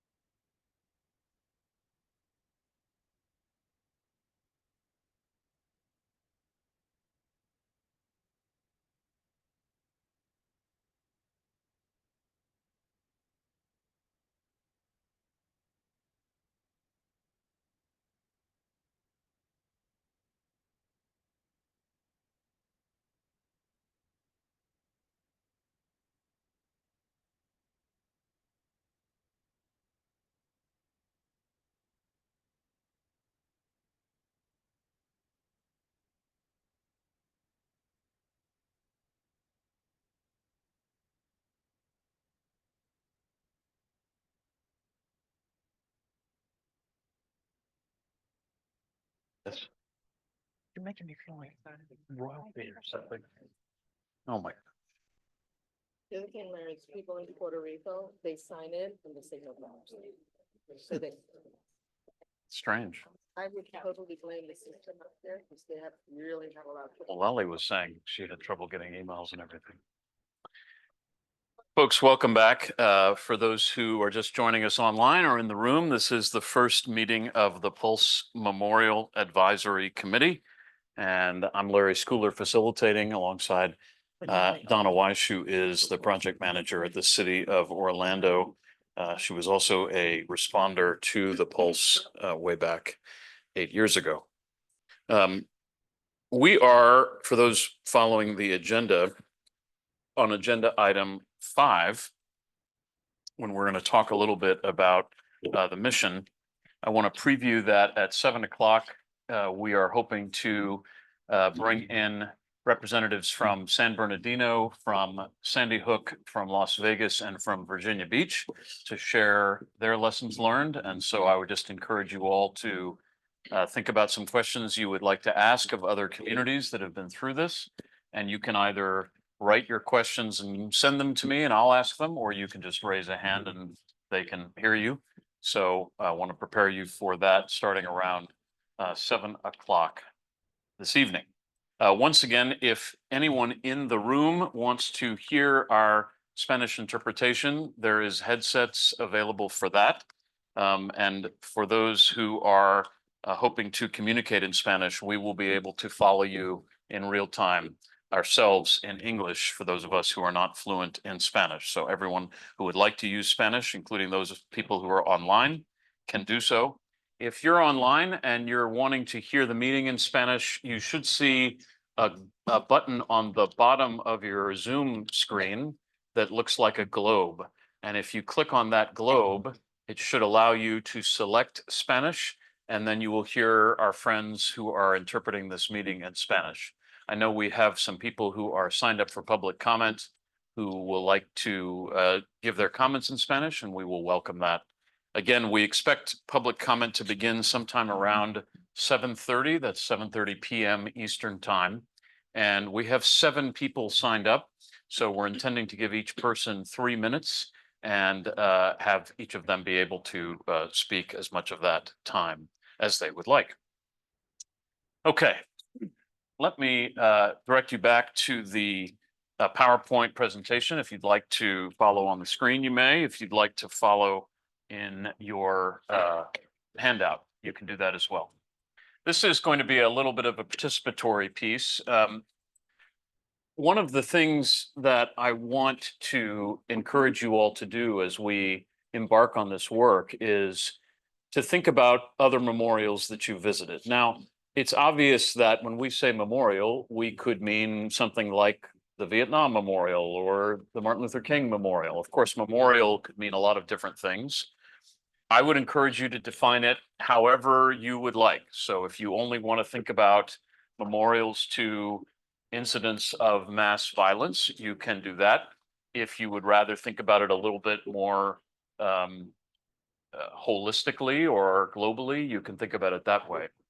But what I'm going to ask you to do, again, with my friend, Mr. Sticky or Mrs. Sticky, is to think about some of the feelings or thoughts that have been going through your heart and mind as you have visited other memorials that have really left a mark on you. So for example, you could say 9/11 Memorial, very powerful, awesome, that kind of thing. In other words, you're sharing the feeling that you felt and the memorial that made you feel that way.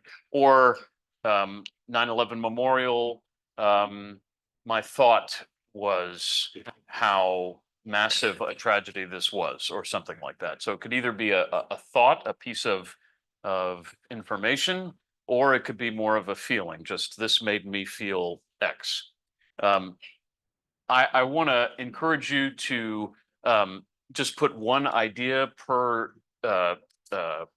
sticky note so that we can be able to legibly read them. But what we're going to do is, as you think of a feeling or a thought that you had at a previous memorial, write it down, and then you're welcome yourself to post it right there where it says Pulse Memorial Advisory Committee. There's a blank space, or you can hold your hand up and Donna or I can come by and get it from you. But you can do as many of these as you want to. You don't have to do just one.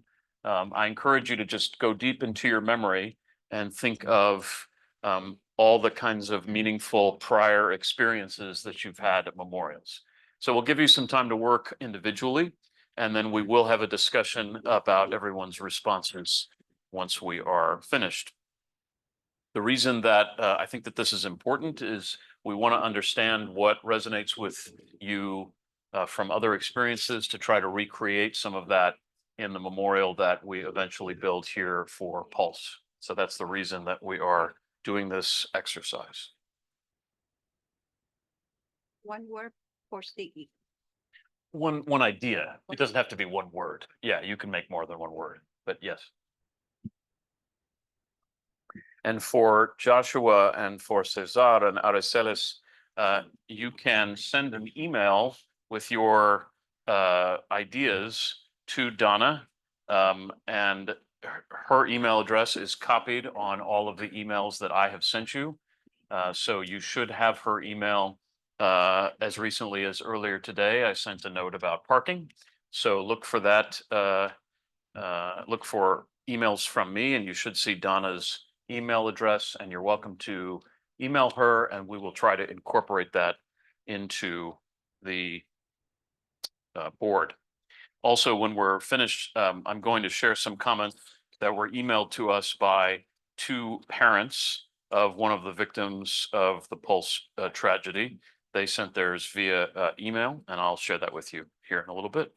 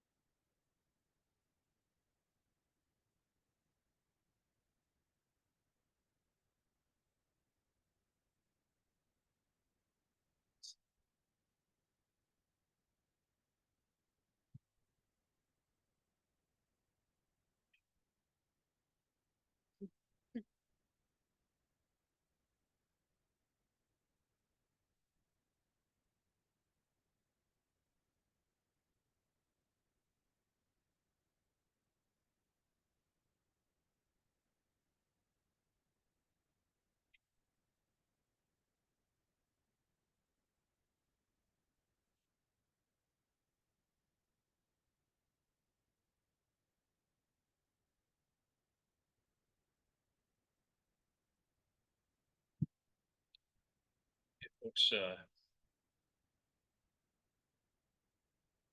if you've finished with what you've written, you can either walk it up or just signal to me and I'll post it up, whichever you'd like, but want to just get those up on the board.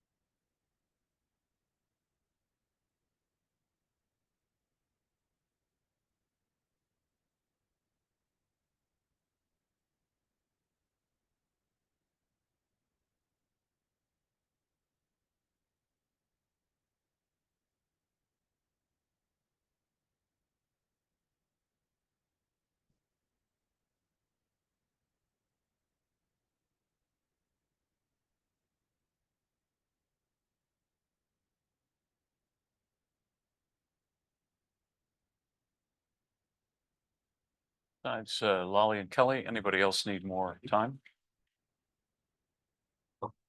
Are you all right?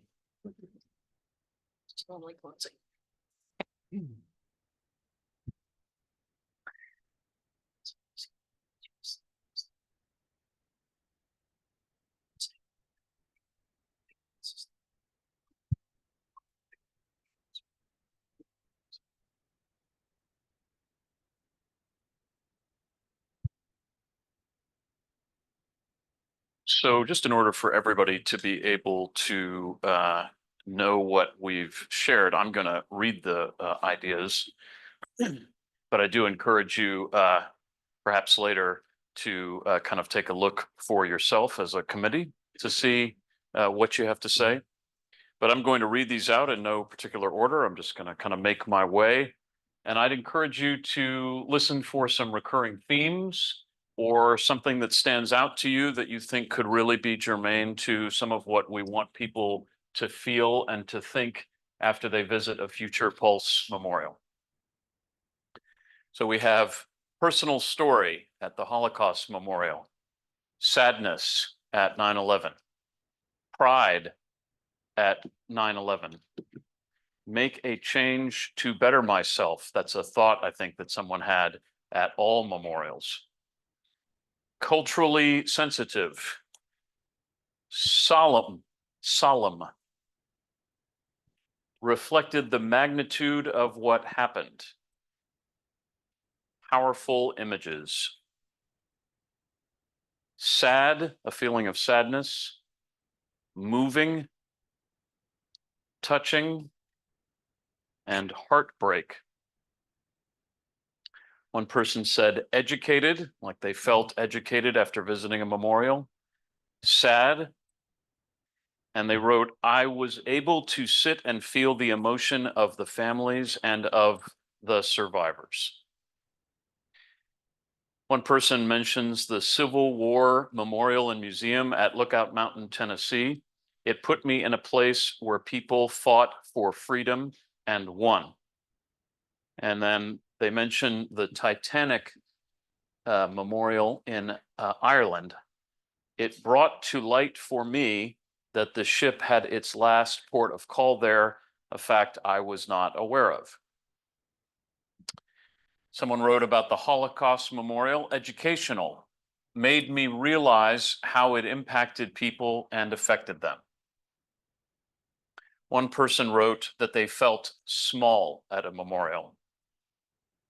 One person wrote at the 9/11 memorial, they felt a void. One person says, never visited one, but from news articles and so forth, they look amazing. I'm sure sadness comes to those who visit. One person said about the Holocaust Memorial, somber and reflective. One person said at the same museum, impassioned, resolved to do my part to end hatred and bigotry. 9/11 Memorial, sad and reflective. Lincoln Memorial, legacy. World War II Memorial, the cost of freedom and security and securing the world. The cost of freedom and securing the world.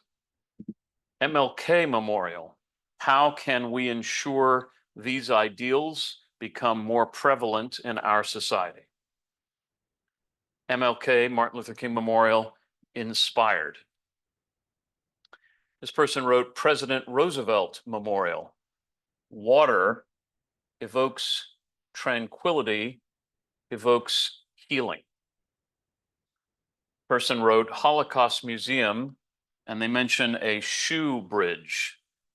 Powerful, real items, emotional, and felt the loss. Those were the ways that that impacted them. I apologize if I mispronounce this. It says Paseo La Princesa, or Princesa. Beautiful, large sculpture, reflects Hispanic origins, outdoors and fresh air, and promotes meditation. One person wrote sadness, past versus future. One person wrote of the National Hispanic Gallery, community member testimonials, stories shared, Hispanic and Black struggle showed. Ofrenda items at the National Hispanic Gallery, important to reflect culture, tribute to Latin heritage, colorful, and celebrating life. The Anne Frank Museum in Amsterdam, disbelief, humanity, betrayal, the space, and timeless. The British Museum, so much tangibility and reflection. U.S. Archives in Washington, hope that we learn, and the Constitution. U.S. Holocaust Memorial Museum, stories, the artifacts, and the people. This person wrote loss and acceptance, peace and healing, somberness and respect. Another person wrote respectful, the way the memorial honored lives taken, peaceful and solemn. Touch people's hearts, impactful, feeling changed after visiting. I apologize if I mispronounce. Is it Tibes, Puerto Rico? Is that right? Tibes? Yes. Tibes. Hope, preservation, and I don't know what that last word says, but we'll come back to that. Le Casa del Massacre in Ponce, Puerto Rico. Horror. 9/11, visiting 2 weeks after the tragedy, surreal, shock, stood in time.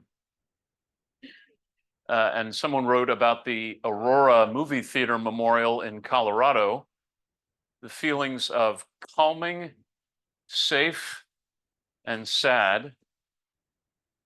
The thoughts were the memorial featured individual spaces for each victim, leading to a sculpture of cranes fusing towards the sky in a tranquil garden. It really created a space that felt welcoming, a place to never forget those taken, but a place to grieve, heal, and share their experience. As I mentioned, I got an email from two parents of one of the victims. This was from Fred and Maria Jose Wright. They are the parents of Gerald Jerry Arthur Wright. And in response to this question, they wrote to me, "It depends on the memorial. We have been to memorials that only the pigeons notice and others that are oases of peace, reflection, and remembrance. Those places where you can stop, feel, and contemplate are the best type of memorials." What thoughts came to you as you were hearing your and your colleagues' ideas? What were you thinking?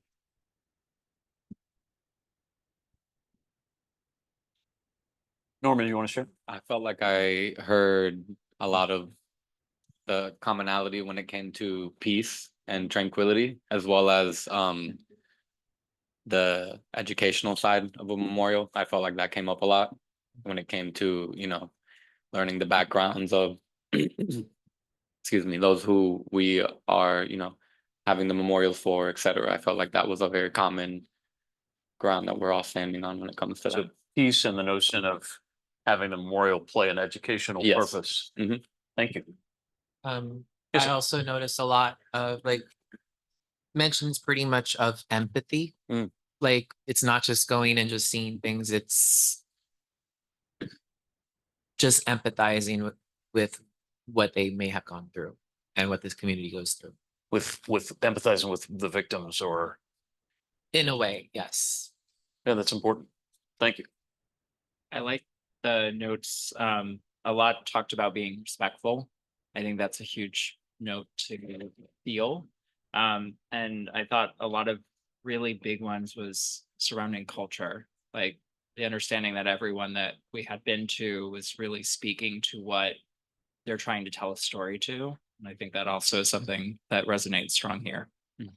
We all obviously, thank you, Perry. We all obviously know that the population of 49 whose lives were taken is very diverse. And so it occurs to me that part of what we need to think about is how much uniformity there should be and how much variation there should be. Because if people are from totally different backgrounds or have totally different identities, maybe they should be memorialized differently based on that. It's, I think, something for us to consider. What other thoughts did you have? I wrote everything that they wrote, the remembrance part, the personal stories, the pride, cultural sensitive, the education part, being impactful, being somber, the reflection, the legacy. You know, you feel the loss when you're there. Testimonials. And at the same time, the artifacts, people leave behind that is respected and preserved. I want to ask, just playing off of what Perry shared, what does it look like? And you can answer, or others, what does it look like if we have built something that is respectful? How do we manifest that specifically? It doesn't have to be, you don't have to figure it out necessarily for Pulse just now, but like when you think about what makes a memorial respectful, what would you say, if anything applies? Go ahead, Norman. Honestly, I feel like anything that is memorializing those who were lost and taken from us in a way where, you know, we're, like Lali said, telling a story and kind of sharing their legacy.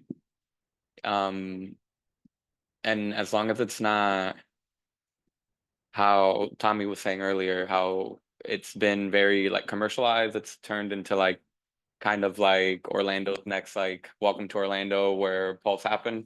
You know, that's the opposite of it being respectful. It's kind of how Araceli said, where she's felt where it's been like they're laughing in our faces instead of it being respectful. So a respectful memorial would be one where all of the things we were saying are there, you know, and present, like cultural representation, empathy, you know, our stories are being told. Anything along those lines would be considered, in my eyes at least, a respectful memorial. Sure. I mean, I almost wonder if it's an extension of our wanting each of the victims to be seen as their own person, as we've been talking elsewhere. Lali, did you want to add? Well, what you've already said, Nor, thank you. It does have with this. I do believe, as far as seeing what you've said, the other thing is not necessarily, I guess you could say the artifacts, but the site, I see that as something that should not be, it's part of the story.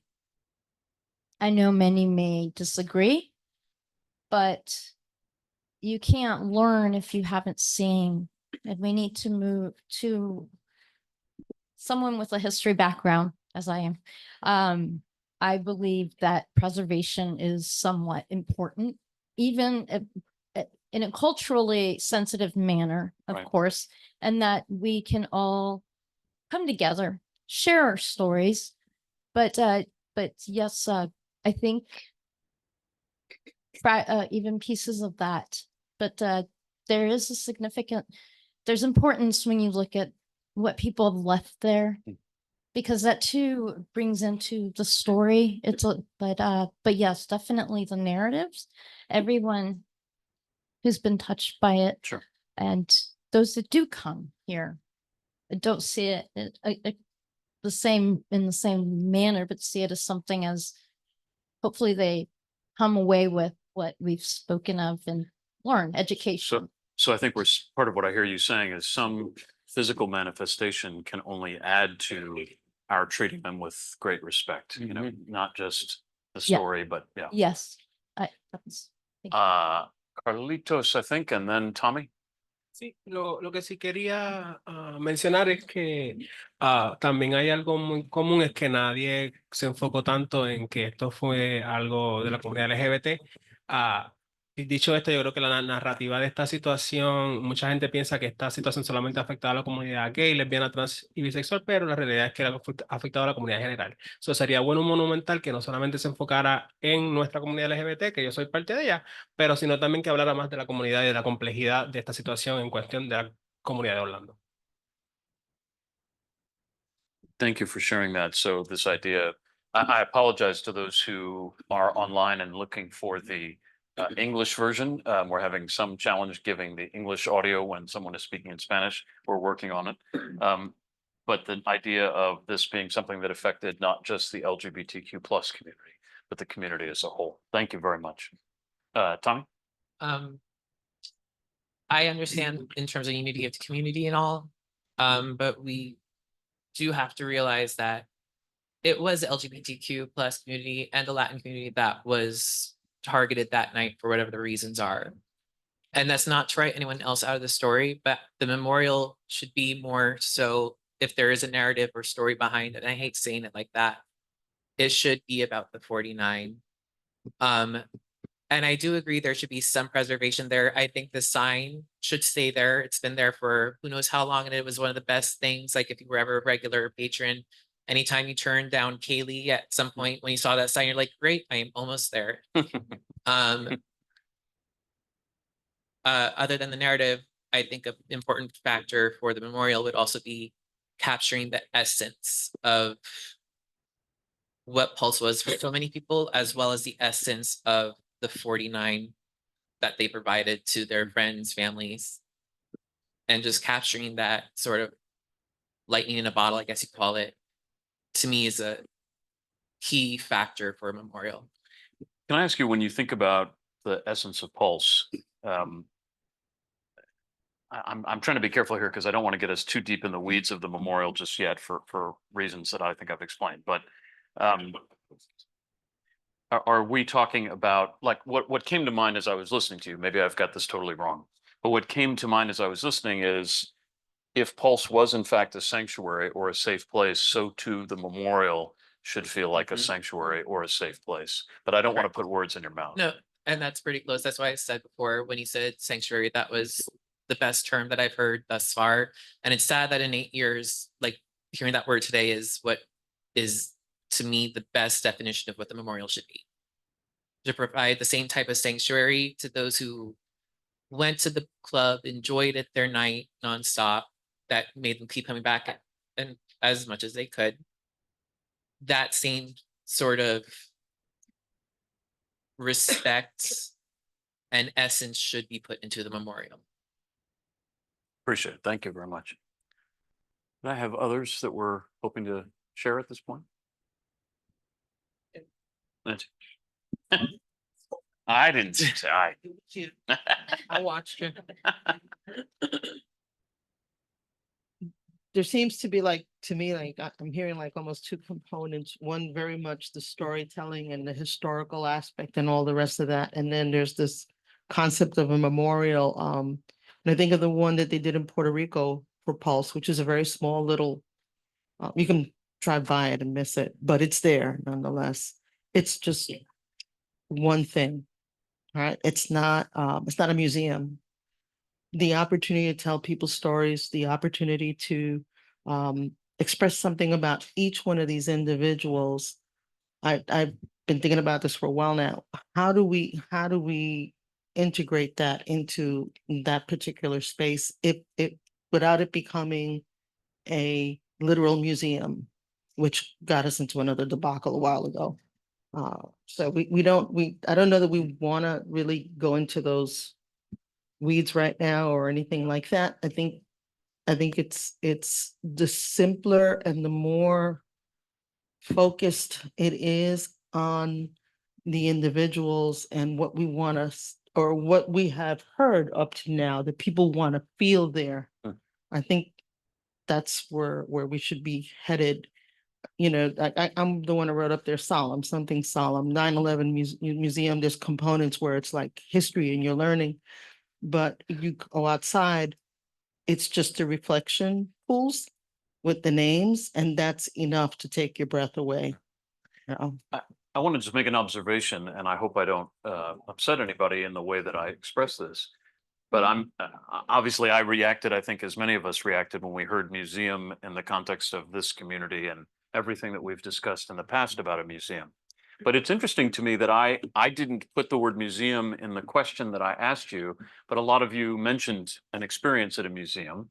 And so what that leads me to wonder is, what are some of the qualities that a museum has that we want to hold on to without necessarily building a museum? Because I've heard many people say, we're past that, we're not doing that. Keon, I see you. A museum is a little insane. We already have a museum down in downtown Orlando, which already hold artifacts of whatever we may have.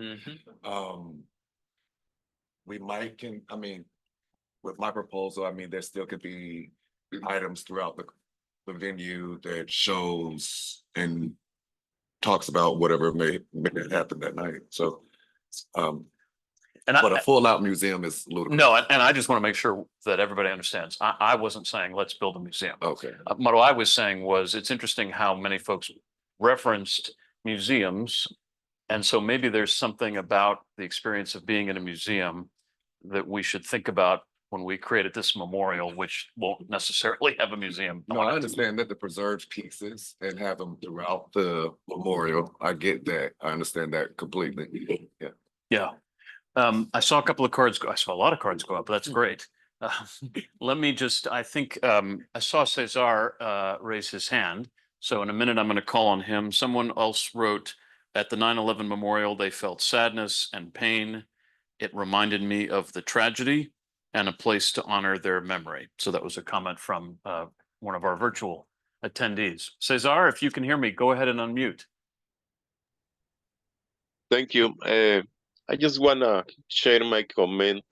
I think this memorial is going to be different to any other one, because every case is different, and it's different, like 9/11, where 1,000 people die.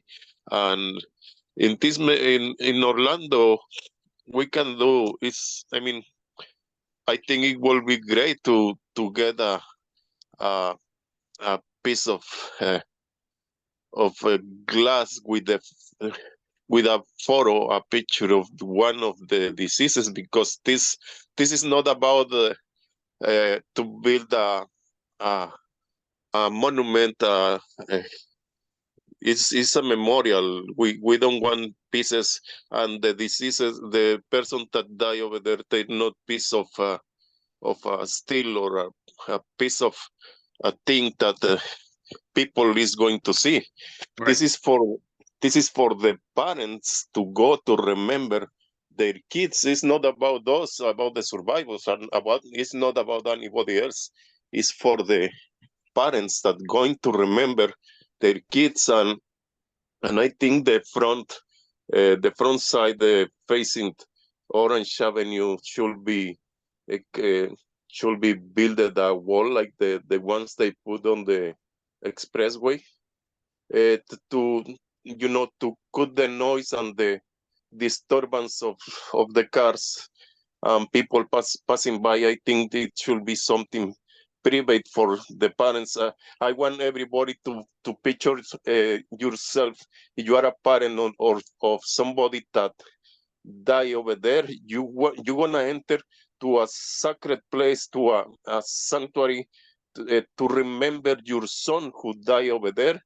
And you need peace, you need silence. You want to see at least the picture of your son. Right. Cesar, thank you very much for sharing that. I want to just signal to the group that at some point in the next couple of meetings, there's an exercise that I've done before that's sometimes called the personas exercise, and it just means that we try to imagine different types of people who will come to this memorial in the future and what they might be looking for, what they might want to see. And so I think that'll help us maybe to understand some of these perspectives. Let's see, let me go Myra, and then I'll kind of loop my way. I'll get to everybody, but go ahead. I just wanted to touch my experience when I went to Oklahoma Memorial and the United Flight 93 in Pennsylvania. As soon as you go in, you notice, you feel what happened there. They have a separate structure. They have a center in which they have like what happened inside the plane. You can listen to it. So there are places, instead of being called museum, that they have centers in which people can leave the tokens of love that people bring. And that's what, I've been listening to the word museum, which is interesting. And I love it because I would go forward to a museum. But in Oklahoma Memorial as well, as soon as you park and you go in, you see the time frame from one layout of the building, 901, 902, 903.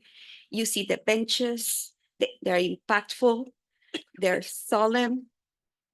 Then you go inside to the museum, and that's where they explained the event that occurred.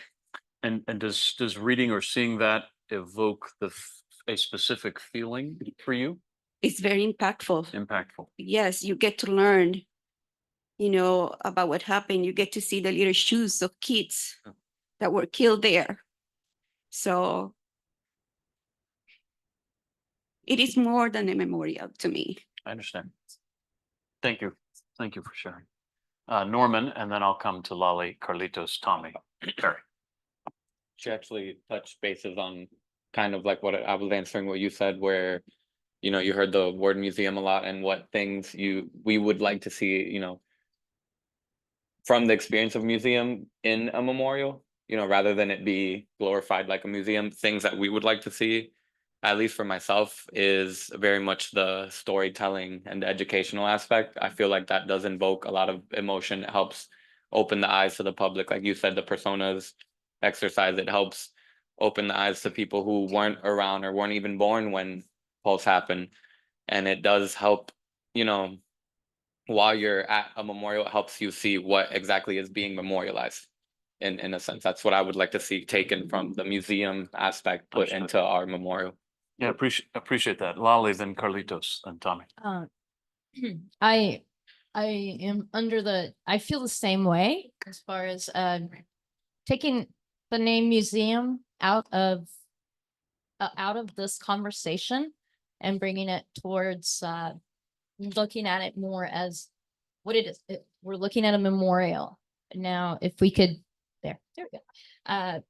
But there is tangibility, and we need to, like you said, there's certain aspects within the memorial that if you don't have any information, it really, you lose it. As far as, and Nancy, I understand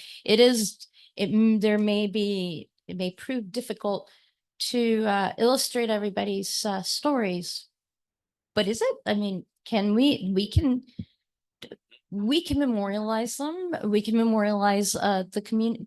It's like you said, for the community, for those who have not even, and I've experienced this. People have asked me, what is Pulse?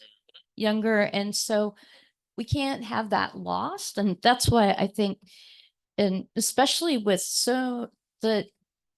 everyone has a different learning ability. And I think that's something, I mean, it may not, we're probably a little ahead of that, but I think that's why the tangibility and the narrative, as well as and I know other areas, they'll have the sights and the sounds, but I don't know if we need to proceed that far, but we can at least come together with respect to understanding it as a memorial. Maybe start there and then kind of work within that framework. Sure. Uh, Let me, I don't know. no, and I just want to, I want to sort of give everyone permission to not think in as much detail about our memorial yet. I'm not prohibiting you from doing that. I just want you to know you don't have to get there tonight. I can sense that some of you are really trying, like, how do we do this? That's okay. That's okay.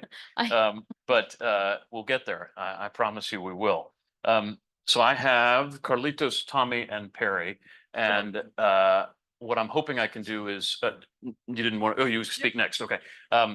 I think after the three of them, I want to try to move us ahead. So if that's okay, unless anyone feels like they want to speak. Carlitos. Sí, yo quería responder la pregunta que hiciste, señor Cooler, acerca de la diferencia de lo que es lo que es para nosotros un memorial o un museo. Yo creo que esta situación específicamente responde a una situación que es bastante compleja en la nación, que es la violencia de armas. Por lo menos yo quisiera que este memorial, además de tributar la historia, tuviera algún tipo de llamado a acción o llamado a concientizar de los issues que nuestras comunidades están viviendo. Especialmente en el sur, sabemos que nosotros, la comunidad LGBTQ del sur, estamos viviendo por un montón de diferentes factores que nos están atacando a nosotros por ser como somos.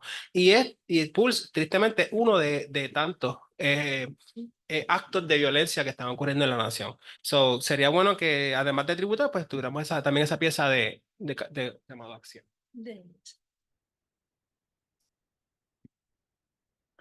Yeah, I think for those who didn't understand, the idea of making sure we don't gloss over the fact that this is part of a major national problem of gun violence, not just for LGBTQ plus, although certainly there, but of course, the nation, the whole nation. Thank you for that. Tommy?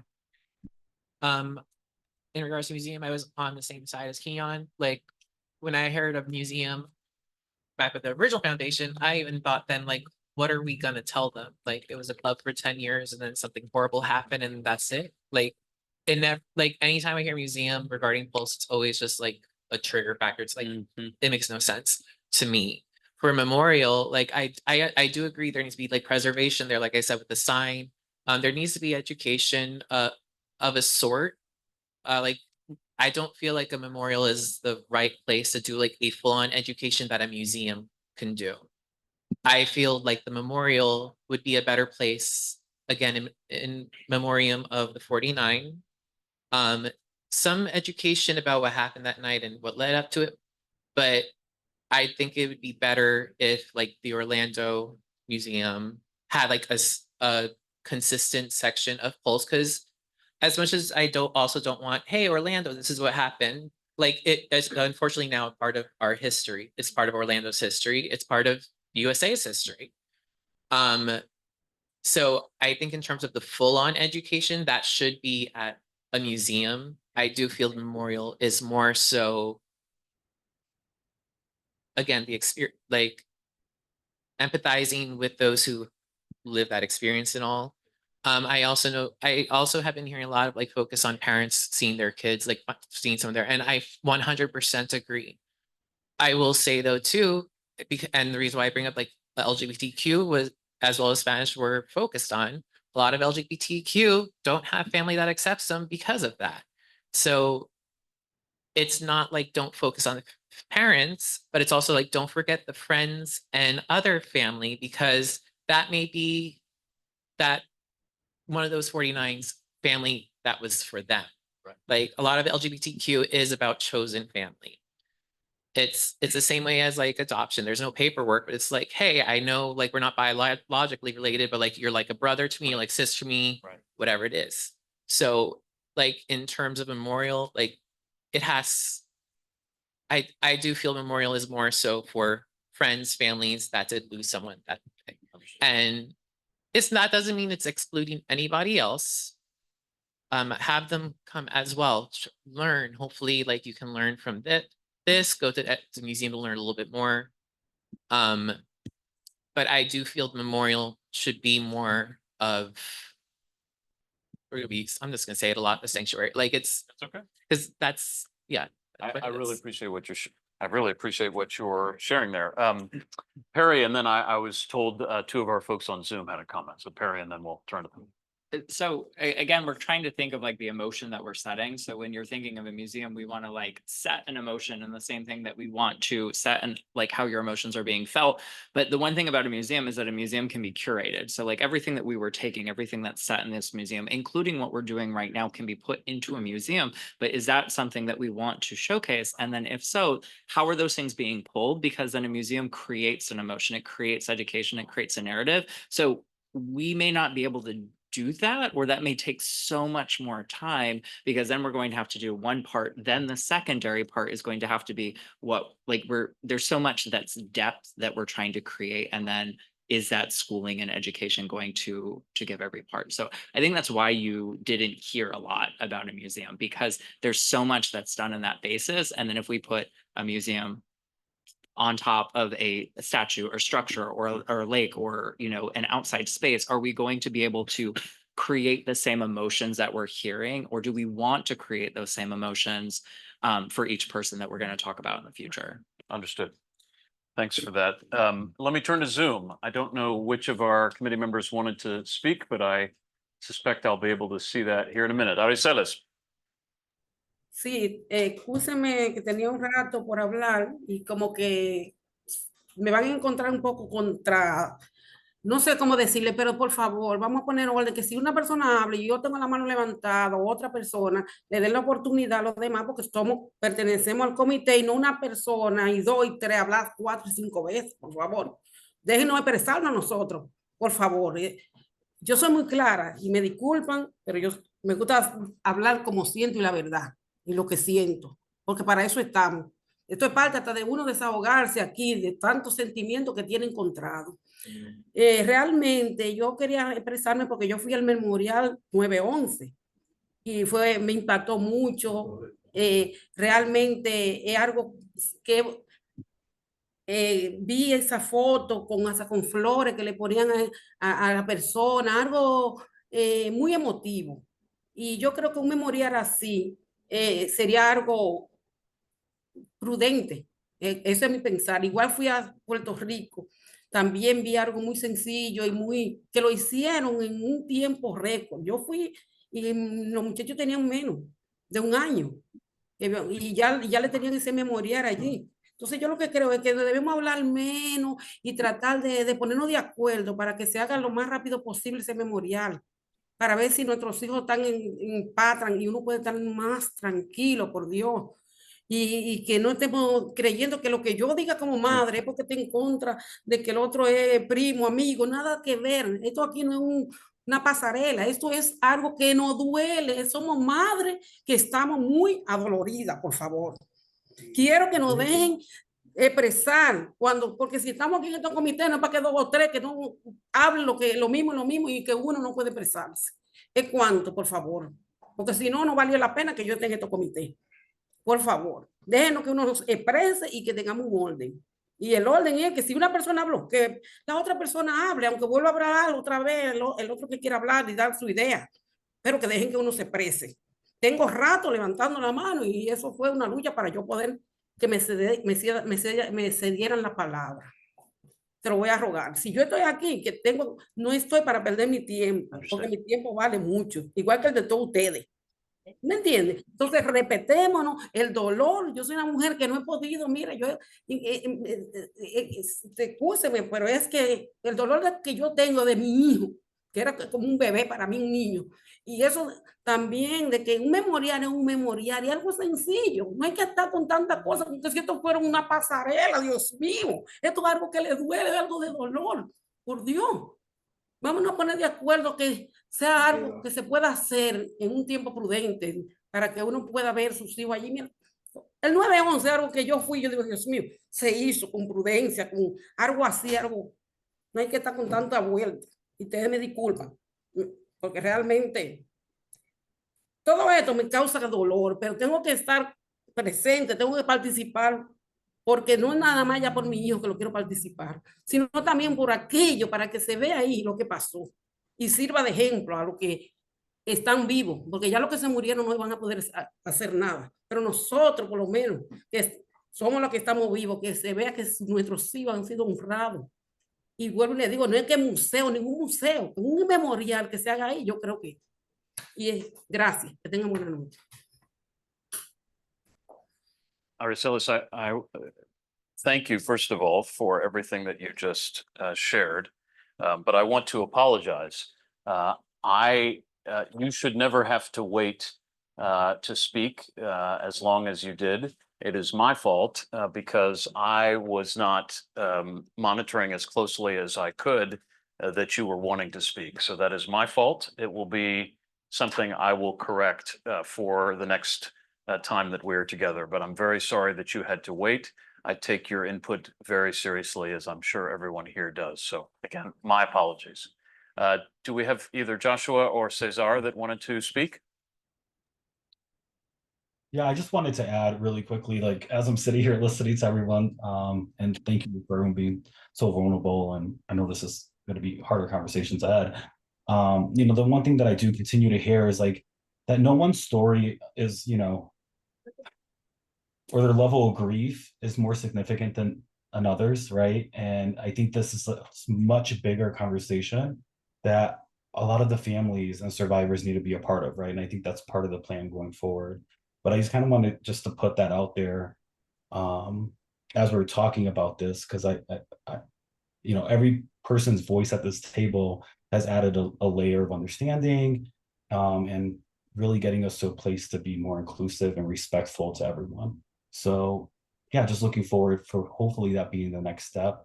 Yeah. In terms of the museum or a center, you know, I was thinking sitting here of, you know, it's very easy. We learned during the pandemic and lockdown of digital tools, right? And maybe that's an option to think about down the road of creating some type of, you know, QR code that tells a story, because there are so many different layers and stories and grief and pain and remembrance that need to be shared, in my opinion. Josh, thank you very much for that. I see Kelly, I saw Kelly. Yeah, actually, he brought up when Harry was speaking about the memorial. I was thinking, you know, it didn't have to be so complex. And like he's just said, there could be a QR code that is associated with possibly, you know, 49 different spaces, places on the site. You could look for that person's information on that. And it could direct you to possibly, if there are artifacts that are collected already, to a center. But then the memorial could just be simple. Right. No, it's as Josh said, and as others have said, this is a great conversation for us to have as we proceed. But I agree with whoever said it. This has been very fruitful. Let me ask PJ, my director par excellence in the back. Do we have the folks from the other cities on, all four of them? Just Felisa, not the others? Okay. Well, then let's let's just take a. trouble getting in. I think they're having trouble getting into the meeting. Oh, hi, Felisa. Hi. Felisa is our colleague who worked on the San Bernardino Memorial. Okay, well, let's pause here until 7:05. It's 6:58. We'll pause till 7:05 just to get our panelists in place, and then we'll turn to them and then hear public comment immediately after we hear from them. So we'll be back at 7:05 Eastern.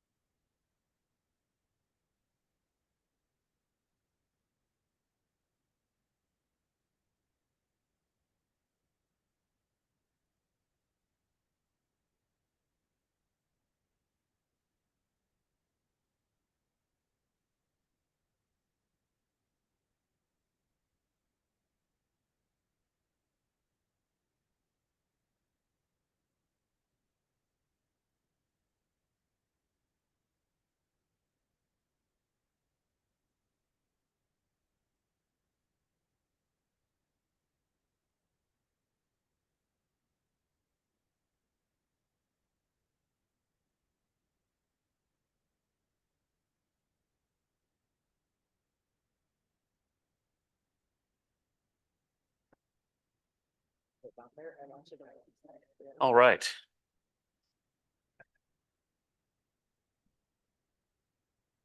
We are lucky to feel a little bit like a news anchor here. We're going to go to California and to Virginia, but we do have a national panel tonight to share a little bit of their experience doing the very thing that you all are doing. And I'm going to not introduce them at length, both for time and for the fact that we have their bios with us in paper form. But I'm very happy to see again Felisa Cardona, who worked on the San Bernardino Memorial to their mass attack in 2015, as well as Tennille Pereira, who chaired the committee in Las Vegas with the 1 October massacre. And then I know Beth Hundley, who is a staff person at the city of Virginia Beach, who worked and is still working on that city's 531 memorial. So PJ, could we maybe get the three of them on screen?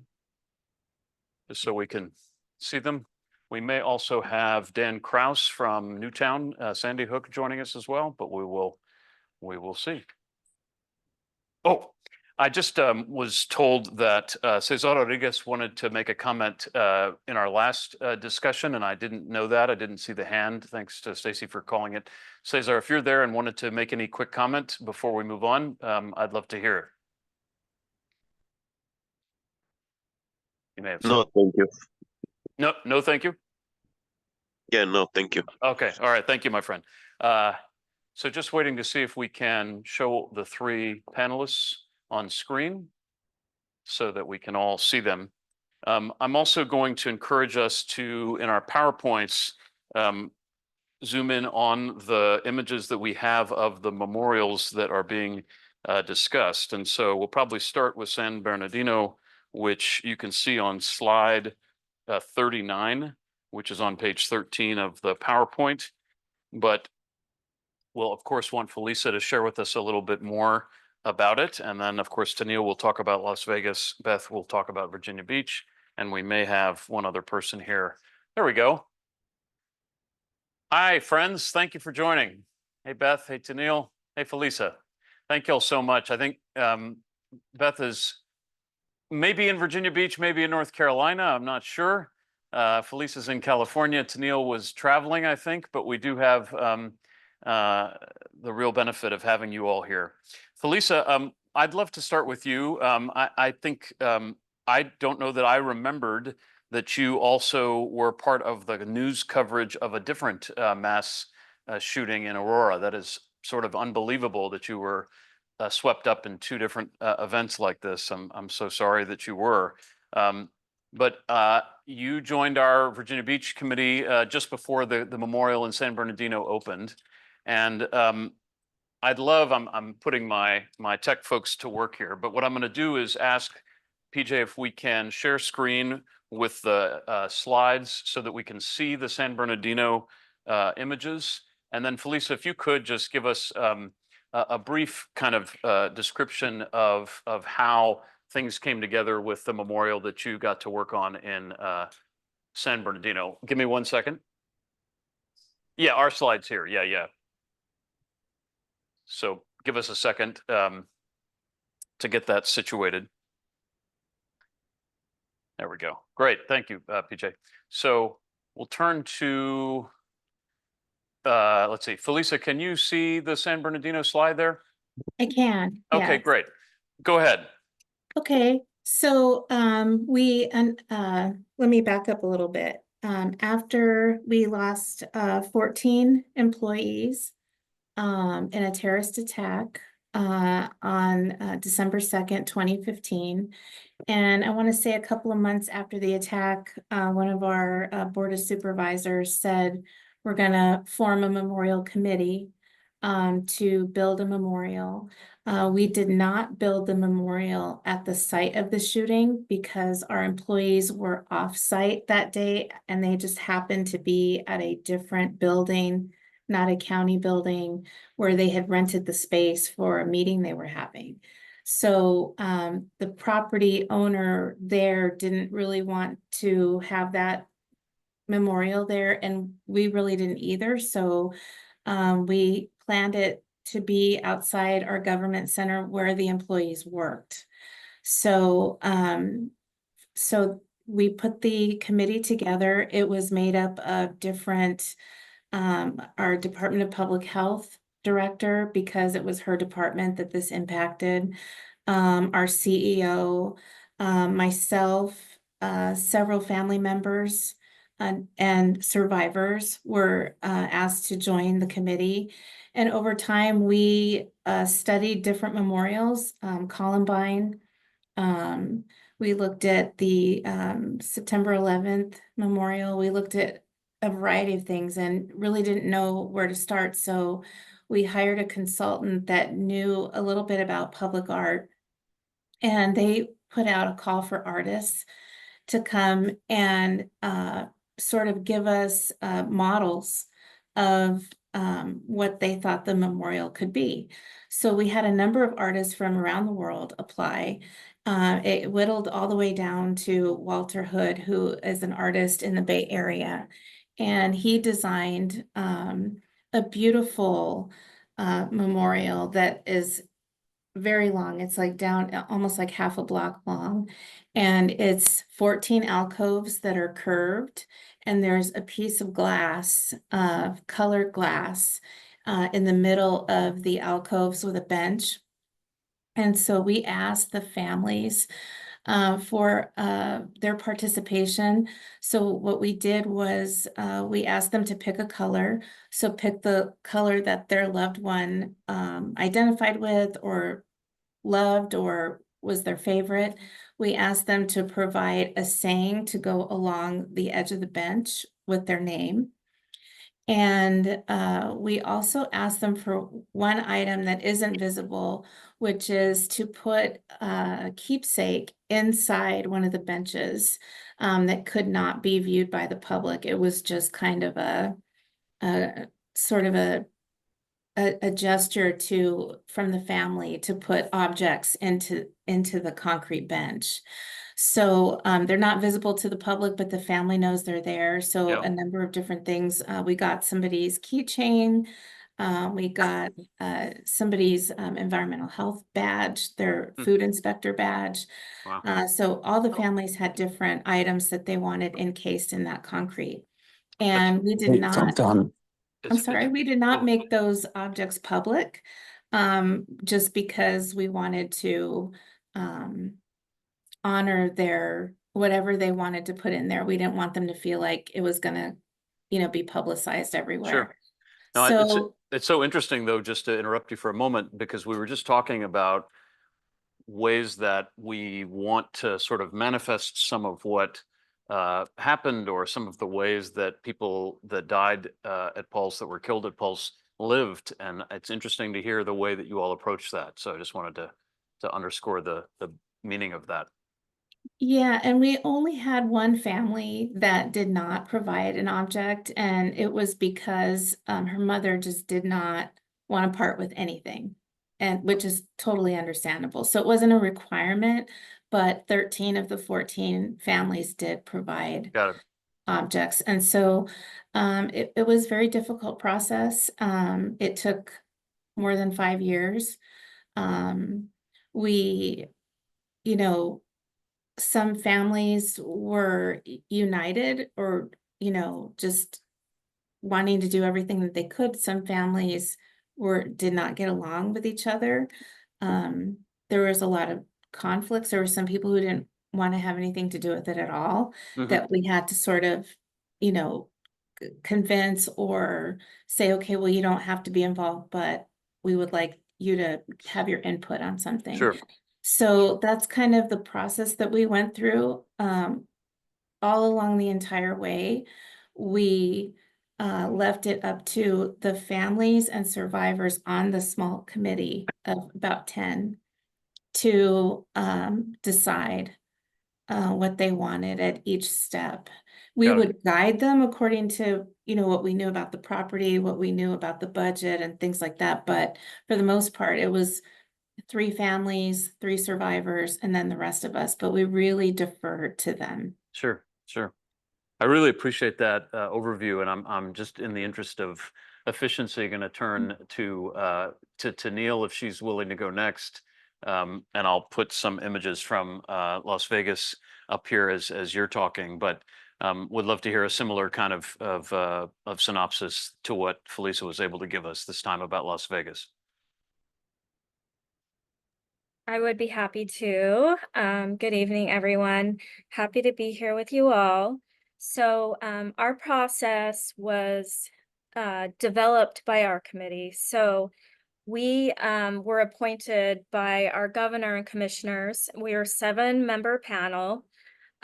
We balanced it with kind of the emotional side from the impacted and then kind of the professional side. So we had an architect, public arts administrator, an artist, and then we had a victim's family member, an injured survivor, and a first responder. And then I am the director of the Resiliency Center. So that was our panel. And I would love to tell you how we kind of were established. So they appointed us, and then they said, okay, here is your mission and here are your 2 goals. And then they gave us a staff. So that's what we got. And so we ended up taking that mission and those 2 goals, and we created a process, and then we ended up with an eventual design that came out of that process. So let me tell you what our mission was. So the 1 October Memorial Advisory Committee is a 7-member group of citizens appointed to develop ideas and recommendations for a permanent 1 October memorial that will remember those who perished in the events of 1 October 2017, honor the survivors and the many heroes who inspired the nation with their bravery, and to celebrate the resiliency and compassion of our community. So that was our mission. Our 2 goals were lead a process in which input and engagement from victims' families, survivors, first responders, and community members informs the creation of a permanent 1 October memorial that serves as a place to reflect on those lost and celebrate the unmatched strength of our community. The second one was recommend to the Board of County Commissioners plans for a site, design, programming, and ongoing maintenance needs for a permanent memorial, as well as funding solutions. So we really were given a very big task. And I want to say at the forefront of this task, our committee was really focused on this being a healing process for the community. I truly believe that memorials are healing, but the process itself is a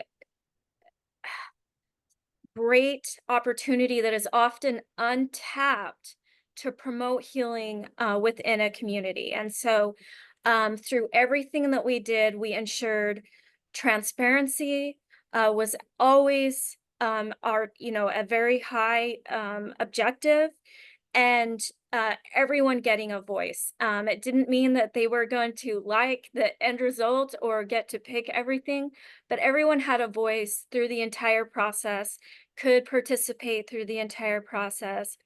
And we listened. Everything they said, we listened to, whether it was easy to hear, because not all feedback's easy to hear, but we listened, and where we could say yes or incorporate what they wanted, we did. Neil, So I'm gonna step in for just a second. I really appreciate that overview, and especially the part about how the work that's being done here is part of the healing, not just the memorial, the end product. That's really powerful. But Cesar Rodriguez, one of our committee members, had raised his hand, and I wanted to see if he had a question that he wanted to ask the panel before we keep going. Cesar? Thank you. I think it's like Felicia said, it's different to make a memorial where dozens of people died, that is less than 100 people. I think there is gonna be space to put the photos, the pictures of the disease, because it's where the last time they were there, it was a happy moment. Doesn't have to be anything sad. I think it will be great to build a small chapel. And it doesn't have to be anything expensive. By the way, where are the funds are gonna come out? Who's gonna take? Anybody's gonna give cooperation? Maybe those peoples that they're making money with the names of the disease, or what's gonna happen? Yeah, thank you for that reflection, Cesar. I appreciate it. Tennille, if you don't mind, because I want to get to Sandy Hook and to Virginia Beach, and I also have some public comment I need to take. Can you walk us through the visuals we have of the memorial? I would love to. So what you see on the top left, at least that's top left to me, you see 58 candles. So the 58 candles are for the 58 families. We had 2 die subsequently, and they will have a spot also where their families can have input on how their family member is honored. But along the side of that, you will see what is called an angel wall, for descriptions of what these people were to everyone, right? Mother, sister, brother, grandson, like all of those different ways that they show up in everyone's life. And there's a strong focus on ours in unity and how we're all connected. So the picture below that is the aerial view looking down. It's an infinity symbol. So it walks you through the journey. So you enter and it says, we're glad you were here. And then when they come out, it says, we are glad you were here. Because one of the sentiments that survivors leave all over town for other survivors is, we are glad you are here. So there's so many different things. But anyway, you go through and you go down into, it's like a sphere, and it's like the celebration. They were there celebrating, right? But much like Polk's people, they were celebrating life. And so we want it to also be about that celebration of life. And then it comes through, and that's that changing moment where the 58 are lost. And it's more of a respectful, quiet space with the 58 candles. Then you have the angel wall, then it comes back down around, and you have a tower of light, which you'll see on the bottom right hand. And it's connecting us here up to the heavens, connected to the 58, that we're always connected. And then it goes into a community plaza, and it has all these different crisscross connections. You'll see that on the top right, where how we're all connected in all these different ways, and how that has been even more magnified since this incident happened. Right. But you'll see through our entire thing, there's just so many details and different things that, we gathered through all of our community input, surveys, focus groups. Sure. I could talk for days, so I'll go ahead and leave it Well, there. I'm so grateful for that level of detail, and I think the committee may have some additional questions as we go, but what you shared there is great.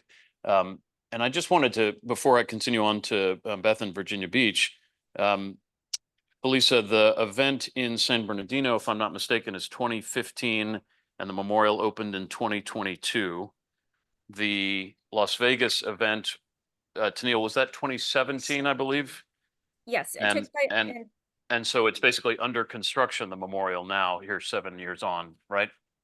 Right. We started early 2020 meeting as a committee, and now there is a board that has been formed, and we are raising the money for it. Got it. And then turning to my colleague Beth Hundley, I think folks know, in full disclosure, that I did similar work for Virginia Beach that I've been asked to do here. But Beth, good to see you. That incident was 2019, and the project is awaiting construction, if I'm not mistaken. That's correct. So thank you, Larry, for that introduction. And it is, I would say it's nice to be with you all, but I think we all can agree that none of us would like to be on a call like this. We're all part of a club that nobody wants to join. And I found it to be so powerful when we had both Kalisa and Dan joined us with our 531 Memorial Committee in Virginia Beach virtually to share the lessons learned in their memorial experiences. And so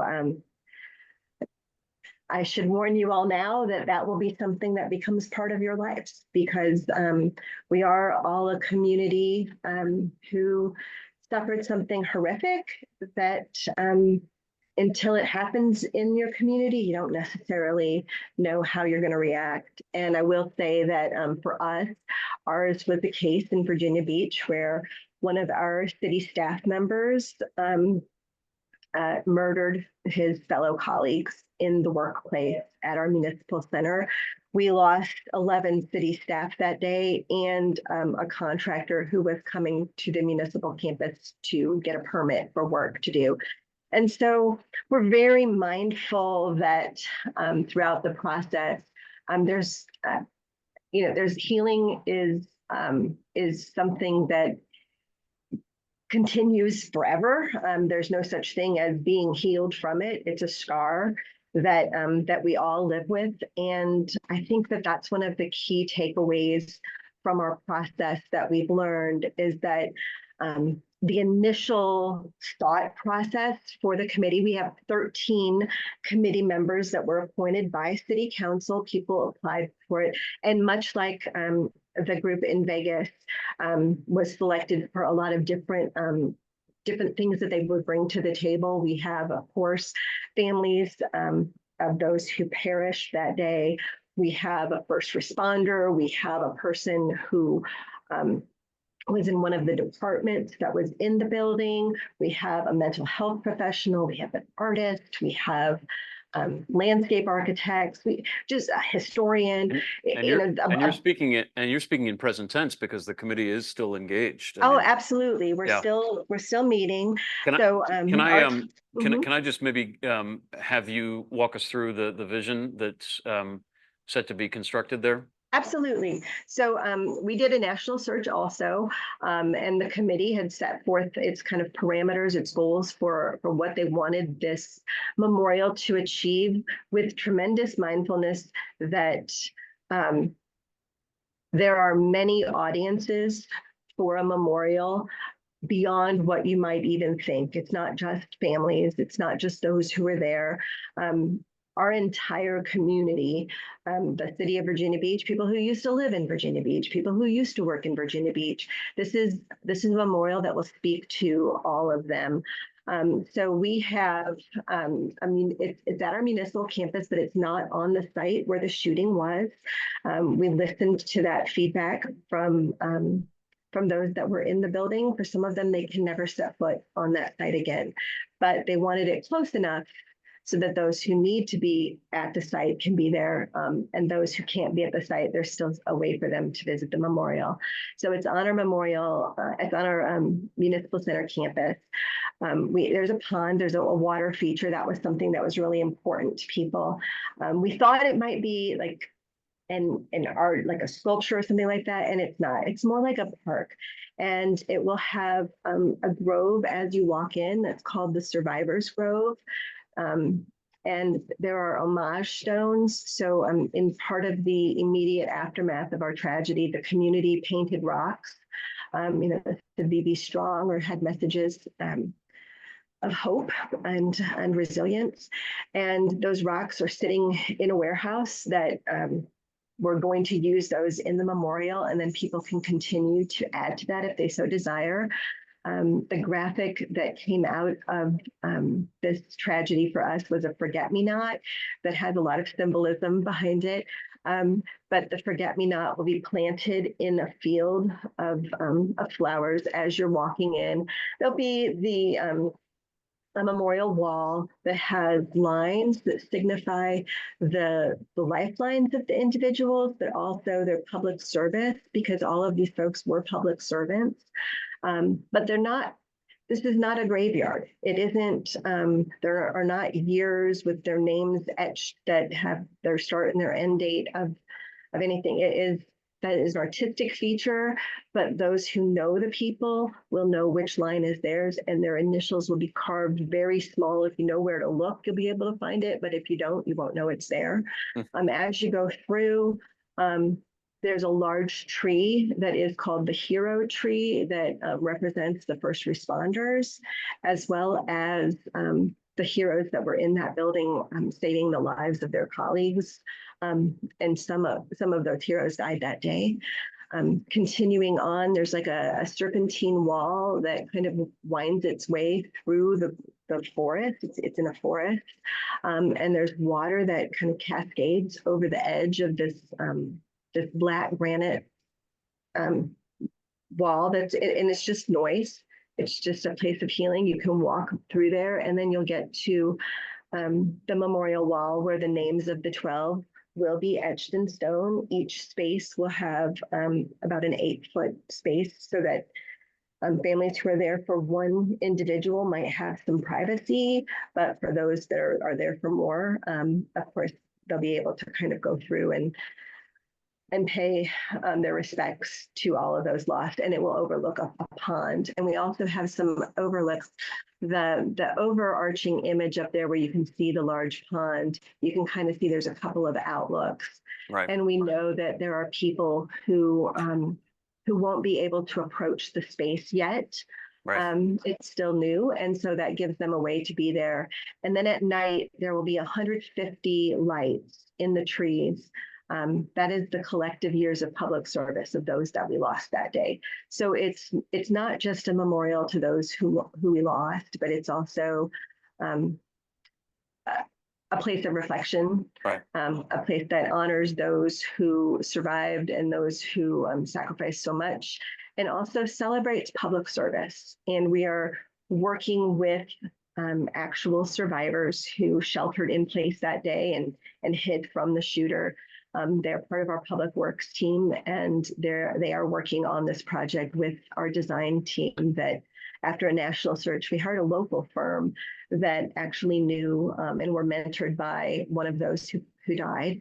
And it's a really, like Full circle like Jeff kind of, said, full circle kind of moment. it's a place for people to come together and it's a process. It is a long process. And we're looking right now that we expect it will be complete in 2026. So we think it's going to be about a 2-year construction process, but the memorial design has been finalized and it's in the bid stage where the bid just closed. And so we'll see who is chosen to construct it. Thanks, Beth. Thanks so much. And I think I heard Tennille say that she's having to do some fundraising in Vegas. The Virginia Beach Memorial, I believe, is coming from public funding. Felisa, I would assume that San Bernardino's memorial was largely publicly funded, but that's something that has to be thought about.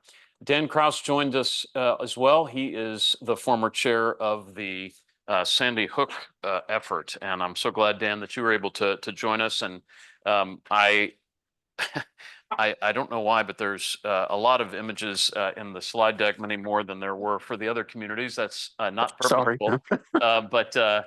But Dan, if you'll just give us an overview of the site. I really regret that I won't have a whole lot of time to have you go into the process. It's okay. And you know what? I'm trying to send you guys a PowerPoint presentation that I did with a group in London that was dealing with the memorial for the Grenfell Tower fire. Oh, right.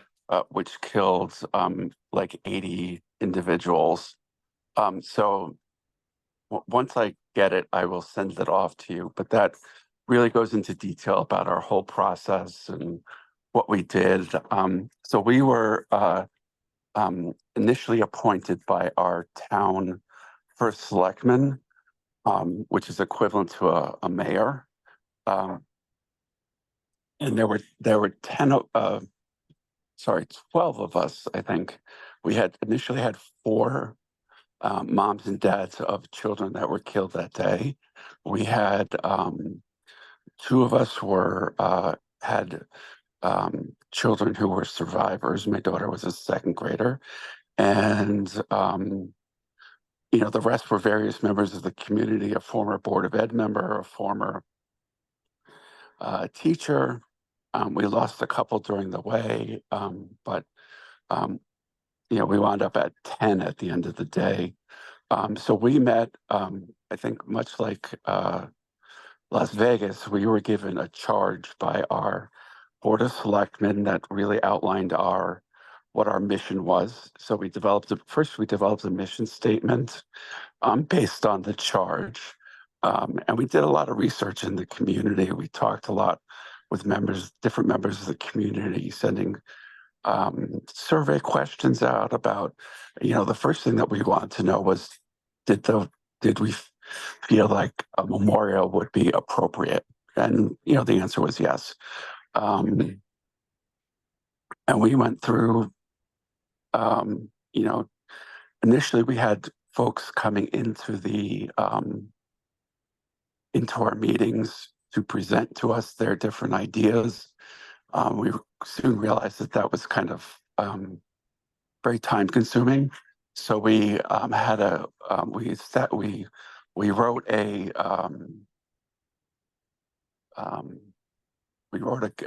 guide for submitting designs to the commission. We very purposely did not call it a contest in any way. It was a design selection process. A lot of times we felt very strongly about the words that we use have very have a large impact. So we didn't use, for example, the word contest. And so we got, I think about 200 submissions from everywhere from in town to, we got some from China, and we sat down and we went through each one of them, narrowed it down to 10, and then we narrowed it down to 3.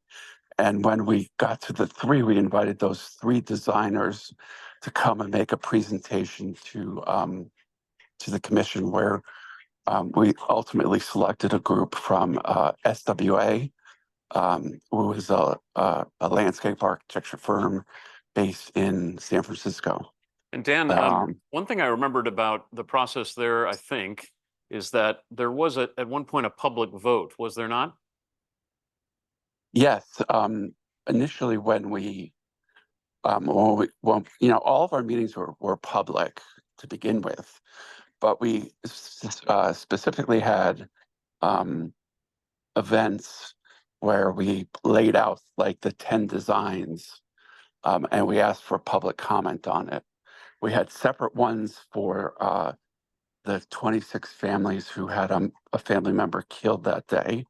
And then we also had ones for, the general public. Mm-hmm. But wasn't there also like something that went before voters on a ballot at one time?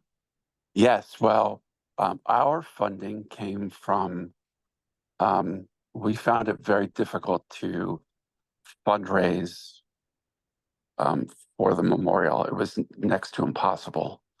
In the aftermath, so many different organizations sprang up, and everybody was looking for money to fund their organization. And so we found it very, very difficult. So our town bylaws state that if you are putting something in the budget that's over a certain amount of money, it needs to be approved by the voters. So we did have a ballot initiative to approve the spending of the money. And then ultimately the state came in with a number of, I think it was $1.5 million, and the town was responsible for the rest. Got it.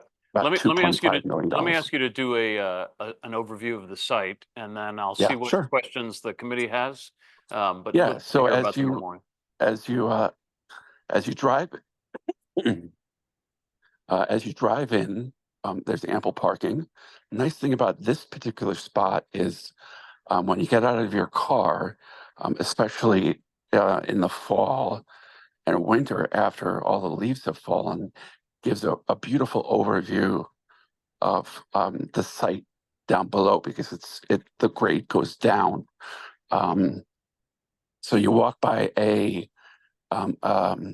piece of you walk by a little sign that has a quote from President Obama when he came 2 days after the tragedy. and also just a brief overview of what happened.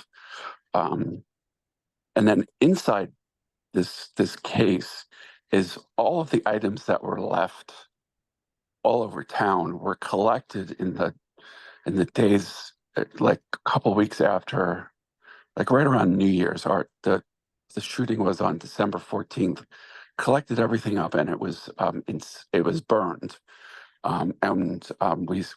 We had possession of that, of all of the ash from the burning, and we called it sacred soil. So inside that was all of the teddy bears and anything that you could possibly imagine that was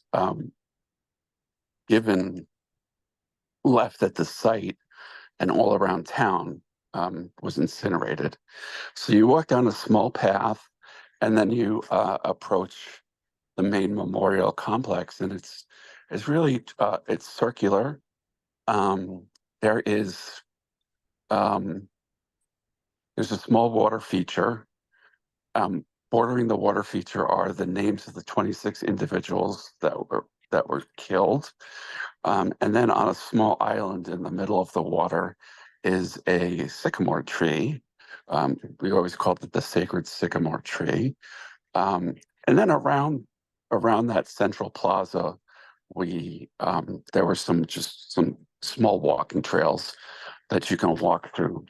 It's kind of been preserved in like a field with grasses and some plantings and stuff. We have access to more of this site. There's two small ponds, but because of costs, we haven't developed that part of the site. I always looked at this as kind of two ways. When you walk down and as you walk around the circle, that's really remembering what happened and remembering the past. And if you look at the sycamore tree, it started out as a sapling, and it has grown. It will continue to grow. So I always have looked at that as a hope for the future. Continuation, that life continues, and this beautiful tree is going to grow and mature. Sure. I'm so moved, Dan, by what you've done there, by Beth, what has been designed in Virginia Beach, Tennille in Vegas, Felisa in San Bernardino. Dan, the memorial there opened about a decade or so after the It incident? opened November. It was like Veterans Day weekend, 2012. So it took us 10 years. The memorial, the incident was in 2012, was it not? And then the memorial correct. opened in 2022, right? Yes. No. Right. We opened it a little, but we didn't want to wait until December, just knowing how bad the weather can be here in New England. Right. Well, I want to turn to the committee, including our colleagues online. I want to put a little bit of a time limit just because I know there are members of the public who want to speak. But if committee members want to ask anything of these four communities, you're welcome to. And then also I'm sure, knowing these four, they'll be willing to correspond after we're done. But if committee members have questions. Terrence.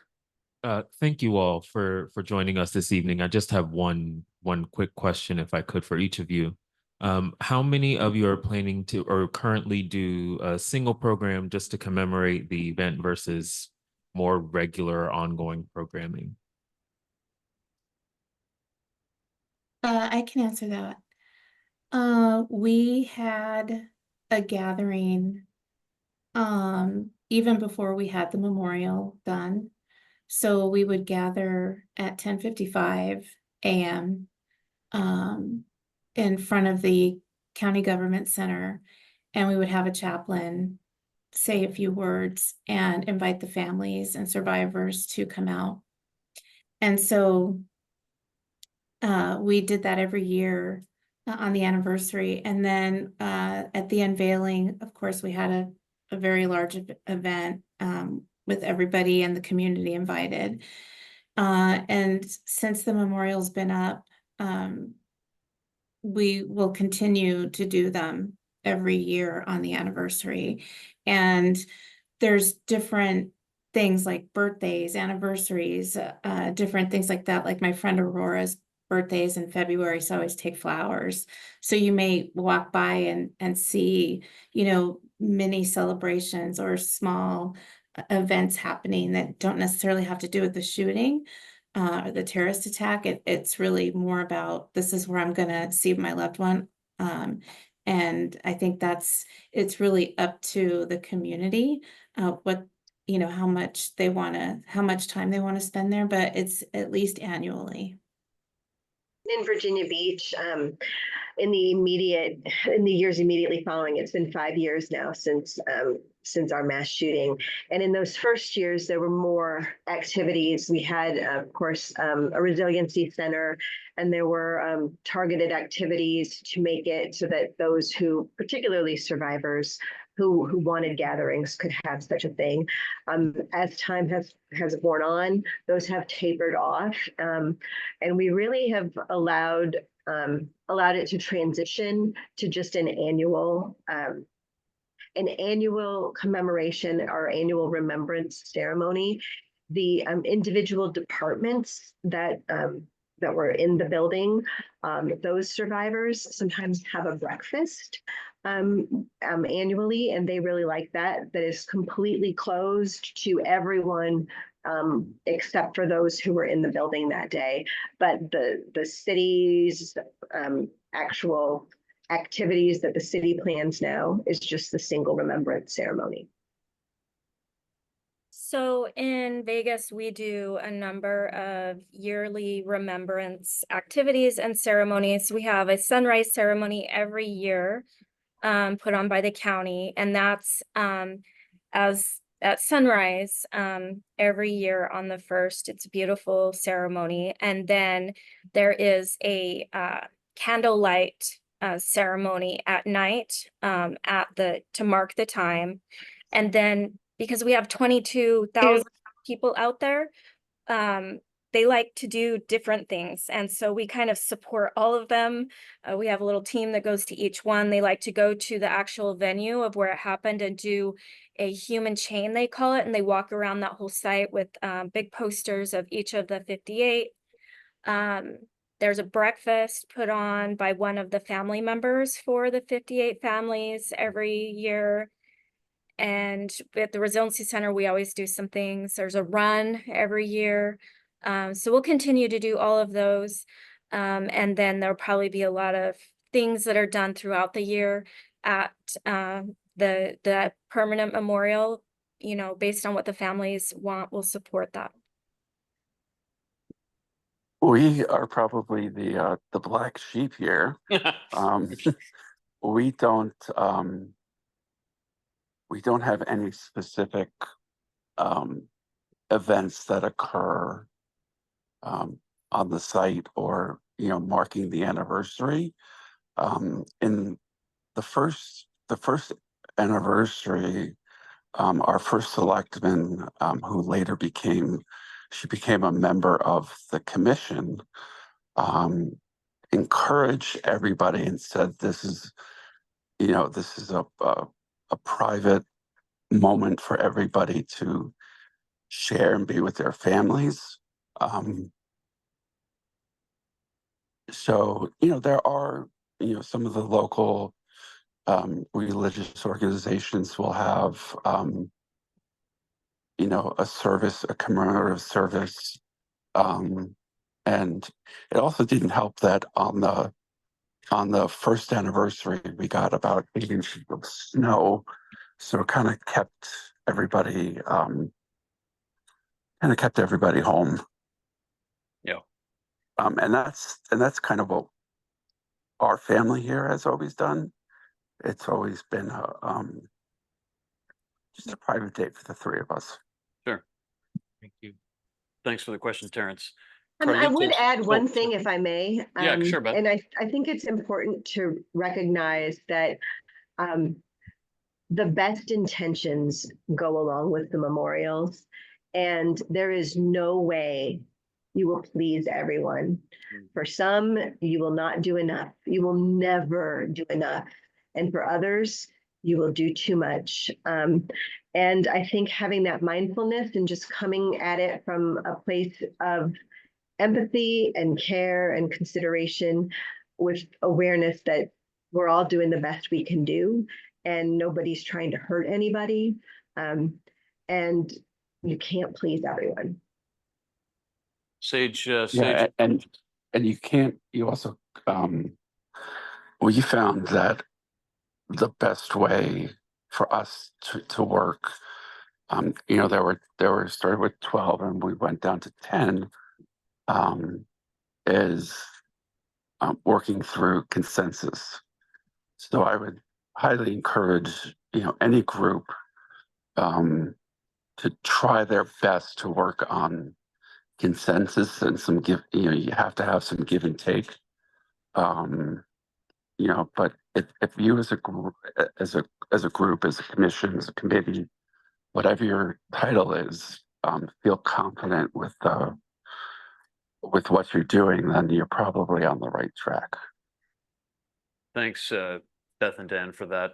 I'm gonna have Carlitos ask his question. I'm probably gonna stop there. So if others have questions, I'll just collect them separately, just because I want to make sure the public that's waiting to speak will have that opportunity. Carlitos. Sí, mi pregunta va dirigida a Felicia Cardona. Ella mencionó que dentro del proceso de planeación de su memorial, hubieron momentos donde los familiares tuvieron conflictos, peleas, hubieron momentos intensos. Me gustaría saber si ella tiene alguna recomendación o algún ejemplo o algo aprendido para nosotros tener en el caso de que ocurriese algo así dentro de nuestro comité. Yeah, My Felicia. My Spanish is very bad, but I Yeah, think. Felicia, he was asking about managing conflict among the families. Yes, I think Any I comments? understood some of it.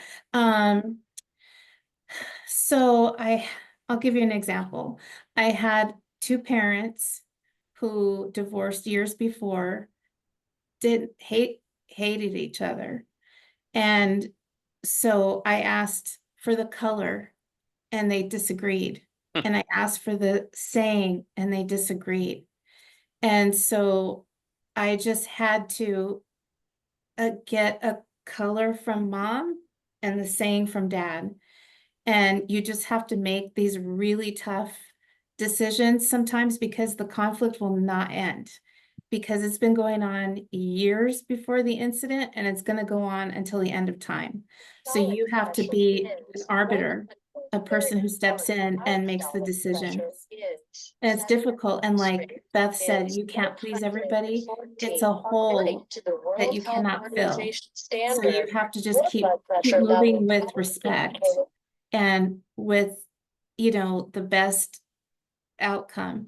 So it's a negotiation sometimes they won't come to an agreement and you have to take steps to resolve it.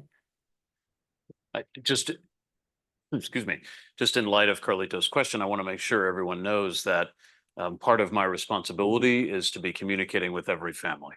So everything that you all want to ask them, you can ask them, of course, yourself, but I will also be reaching out to them, and Joaquin Guerra, my colleague, will be reaching out to them in Spanish as needed. But it's critical. That was something we did in Virginia Beach. I want to extend my deepest gratitude to Beth, Tennille, Dan, and Felisa. It's late on the East Coast. It might be an inopportune time for Felisa on the West Coast. But I know that it can be difficult to revisit this. It can also be a proud moment, but you've given this committee a tremendous gift from your experience and your knowledge. I suspect they'll think of other things they want to know, and we'll be in touch. But thank you all so much for joining. We really appreciate it. Thank you all. We wish you well. Wish you well, good luck. Thank you. Thank you. Thank you. God bless you. Thank you. So we're going to turn to public comment now. This will be the last thing we do this evening. It's my understanding we have about 7 folks signed up to speak. And so what we said at the outset is we would give each of them about 3 minutes, and I'm gonna keep time. I'm not gonna cut anybody off in mid-sentence, but out of respect for everybody's having an opportunity, once someone finishes their thought, if it's over 3, I'll ask them to pause. I wanted to let speakers know that they can speak in English or Spanish.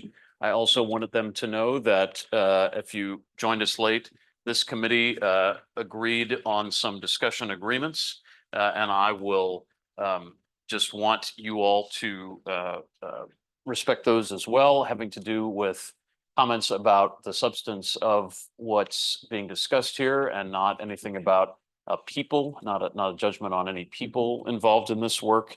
And again, sharing what you feel from your heart, but also making space for others. So each person who we have signed up to speak will have 3 minutes. And I encourage, obviously, all our committee to listen. Ariana and Stephanie from the clerk's office are going to call folks by name to speak. And then it's my understanding that if they aren't already, they'll be promoted on Zoom to be able to be visible and audible. And as I say, we'll take their comments in either language. So over to our clerk's office colleagues. The first speaker is going to be Zachary Blair. Please unmute your device. You will have 3 minutes to speak. Hi, can you hear me? Yes. Hi. So many community members today said they wanted unity and healing. And there's one thing that the committee members can do right now that would be a step in the direction of unity and healing. And that is to motion for a vote to add the 8 families whose applications were rejected by the city to this very committee. So I'm asking the committee to please bring forward a vote to bring on the following 8 family members whose applications were rejected by the city of Orlando. That's Michael Santos, who's the brother of Brenda Marquez McCool, Carlos Sanfeliz, who's the father of Christopher Sanfeliz, Bienvenido Aracena, the father of Oscar Aracena, Daphne Josephat, the aunt of Jason Josephat, Christine Leinonen, the mother of Christopher Leinonen, Carmen Capo, the mother of Luis Omar Ocasio Capo, Olga Disla, the mother of Anthony Luis Loriano Disla, and Damaris Benitez Torres, who's the sister of Martin Benitez Torres. Only a fraction, barely a quarter of the families of the 49 even applied to be part of this committee. So there's no reason why that these 8 families who did apply cannot be added on the committee. These families need to lead the memorial, not just be heard, but lead it. They deserve the opportunity and have a right to be at the table. The committee can vote on this tonight and give these 8 families seats at the table now. You cannot move forward in good conscience without these families at the table. It's what's right for Orlando, and after what we've all been through for the past 8 years. Let's not make the same mistakes as other committees in cities elsewhere. Let's finally do the right thing, which is exactly what Nancy Rosado said at the beginning of the meeting. Let the families lead, the survivors support, and everyone else ensure what they want happens.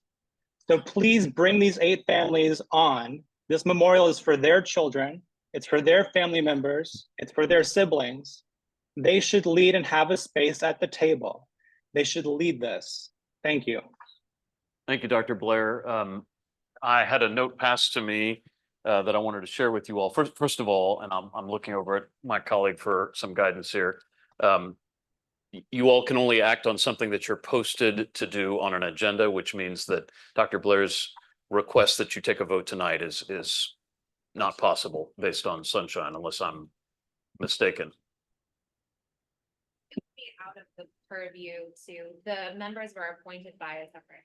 Yeah, there's 2 things here. One is that it's not on your agenda, and so it would have to be placed on your agenda. And then the second thing is that it is a mayorally appointed committee, and it's my understanding the mayor's office or the city of Orlando would have to agree to add members.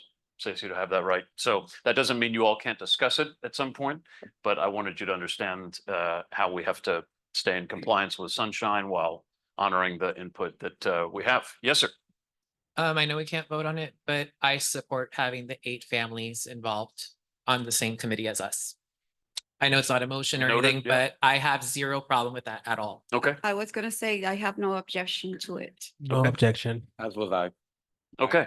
Well, I appreciate folks letting us know that, and I certainly will convey that to the mayor's office and the city and confer with law. We'll get you an update on what's possible. And certainly if anybody has reservations about it, you can share that with me as well. But let's turn to the next speaker, just because I know folks have been waiting. So Clerk Ariana, if you could. Next speaker is going to be Joshua Hernandez.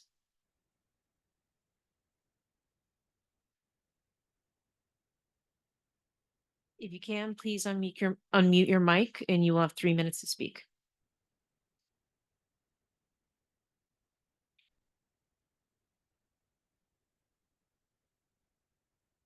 Ariana, let's come back to Joshua and continue. All right. Next up is going to be Christine Leononen. If you can, please unmute your device. You will have 3 minutes to speak.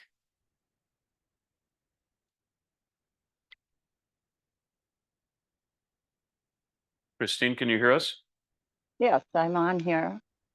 Okay. All right, I don't see me, but I guess, can you hear me? We can. Go ahead. Okay, so I think it's morally reprehensible that I am not on that committee. And to give me only 3 minutes to talk. When I lost my only child at Pulse, the whole reason you're doing a memorial is to honor my son and the other 48. It's not to honor people in Virginia Beach or San Bernardino. It's to honor the people who were killed there at Pulse, which is my son. So what am I doing giving 3 minutes, having to watch a clock go down? I should have unlimited time to ask questions, to give my input, to talk to other committee members and to try to figure out how to best represent the people who were killed there. It's so unfair. It's morally unfair to do this to me as a mother and the other 3 mothers who applied. The fact that we had to apply and then get rejected on top of that, how just morally hard that is to do to us, and then to leave Aracelis out there all by herself as the only mother, because you can't count the family members who stood side by side with a culpable bar owner who exploited the tragedy for 7 years, claiming to do a memorial for 7 years, not laying one single brick or doing one thing toward a memorial. Do you realize how far we would be ahead had we actually tried to get a memorial right from the beginning instead of just collecting money for our own selves so we could get celebrity and then not doing anything? Well, you've got 25% of the members you have on your committee stood side by side with Barbara Palma and the culpable fraudulent One Pulse Foundation. So how is this committee going to be fair? You've got Araceli standing all by herself with nobody to stand beside her. No other mother like me or the other 3 mothers that were rejected should be standing next to Araceli, showing the city that we want a legitimate memorial and we need to actually get it done. And all this talk about a museum, we started a community coalition against a Pulse museum and we were successful. That's off the table. Until you could get a proper memorial, why are you even talking about anything but a memorial? Stop wasting your time. We've got a 4-hour meeting and you're wasting your time talking about things that have nothing to do with the Pulse Memorial. And that is your only job. So get members on your committee who can actually do the work and do it for the family members that lost their loved ones. And you talk about that they Christine, don't have I'm gonna ask you to members. finish your thought. But some people talked about that they don't have family members. I'm telling you that I met most of the 49 family members of the 49 and they had loving families.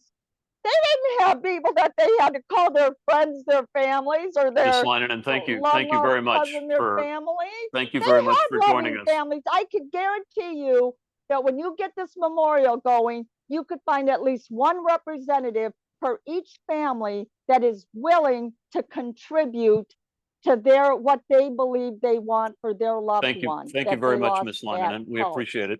But I see, want that's to. why I need to be on the committee. We, I have we more than understand. 3 minutes worth I of need to thought. be, I need to be fair to all of the folks who signed up to speak. So Exactly, I'm but gonna, that's why I should have been I'm on going the to be, committee I'm right going from to the be get-go. pausing You your don't time. save me till the end. My son was killed there. Why did you save me till the very end after 8 o'clock? When everybody wants to go home, why wasn't I there right at 4 o'clock? Thank you allowed very to much. say things? I'm going to respectfully ask that, that we end this commentary. I want to just make sure, I'm not sure why it is that I need to clarify this once again, but Myra Alvear, a member of this committee, lost her daughter at the Pulse tragedy. We have 2 people on this committee who are mothers. Certainly, though, I have heard the testimony that Ms. Leinonen and Dr. Blair have given about including other members, and I've heard some of your all sentiments, and so that will be taken to the mayor's office for consideration. I just want to also say that because of Ms. Leinenen's loss, I allowed her to continue, but I would caution other speakers to please avoid making any attacks on any of the people around this table.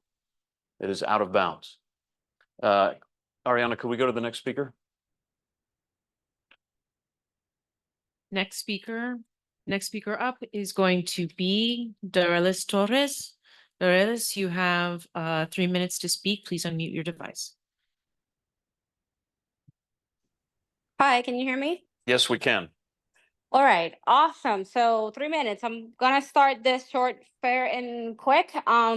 First thing, I know that you mentioned that, you know, you don't know why you need to clarify that you have, obviously, first of all, I'm a survivor, so I'm talking on the survivors aspect of this. So I know you mentioned that you don't have to, why do you have to clarify that you have another mother in there? You know, it's very thoughtful. It's great that we have Mayra Alvear in there, and it's great that we have Aracelis in there. I think the whole point of the message that we're trying to bring across is that it's just not Mayra, and it's not just Araceli that lost their kids there. It's a lot of mothers that actually lost their kids there. It's fathers, cousins, brothers, family members.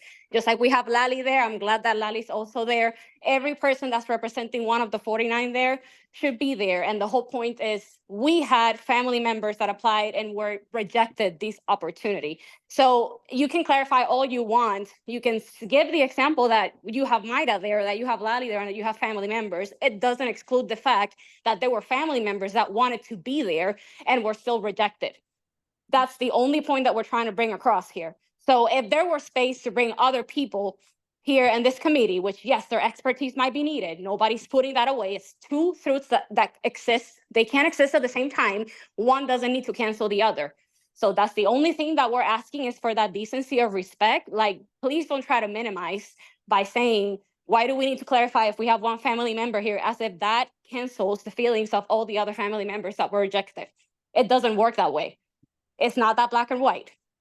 As a survivor, I do have to say that, and it's hats off and respect to everybody in that committee. We know what we went through. I support each and everybody of you, whether you were there or not. I support definitely what Dr. Zachary Blair said. Same thing as Christine, so I can join myself in the pain that she feels.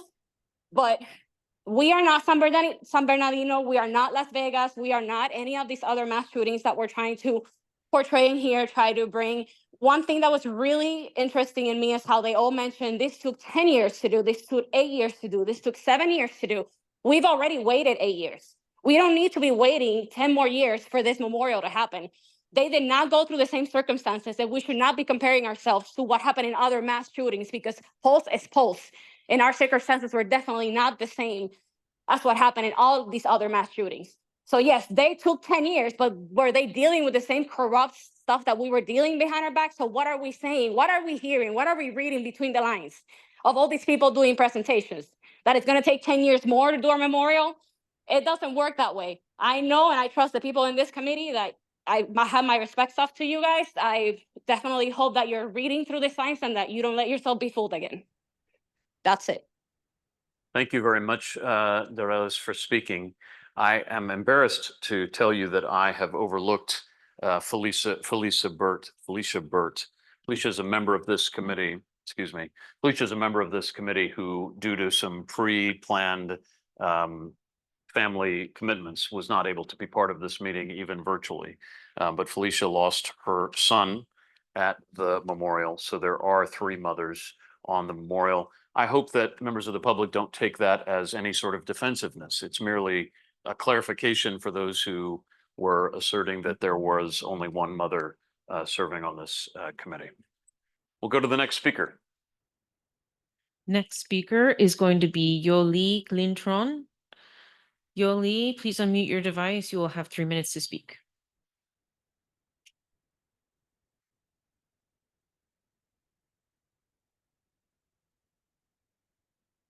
It does not appear that they are on Zoom. Okay.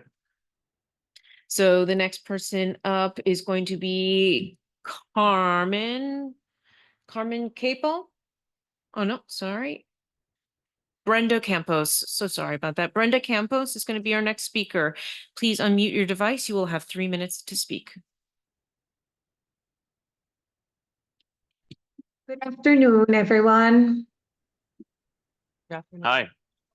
Good afternoon.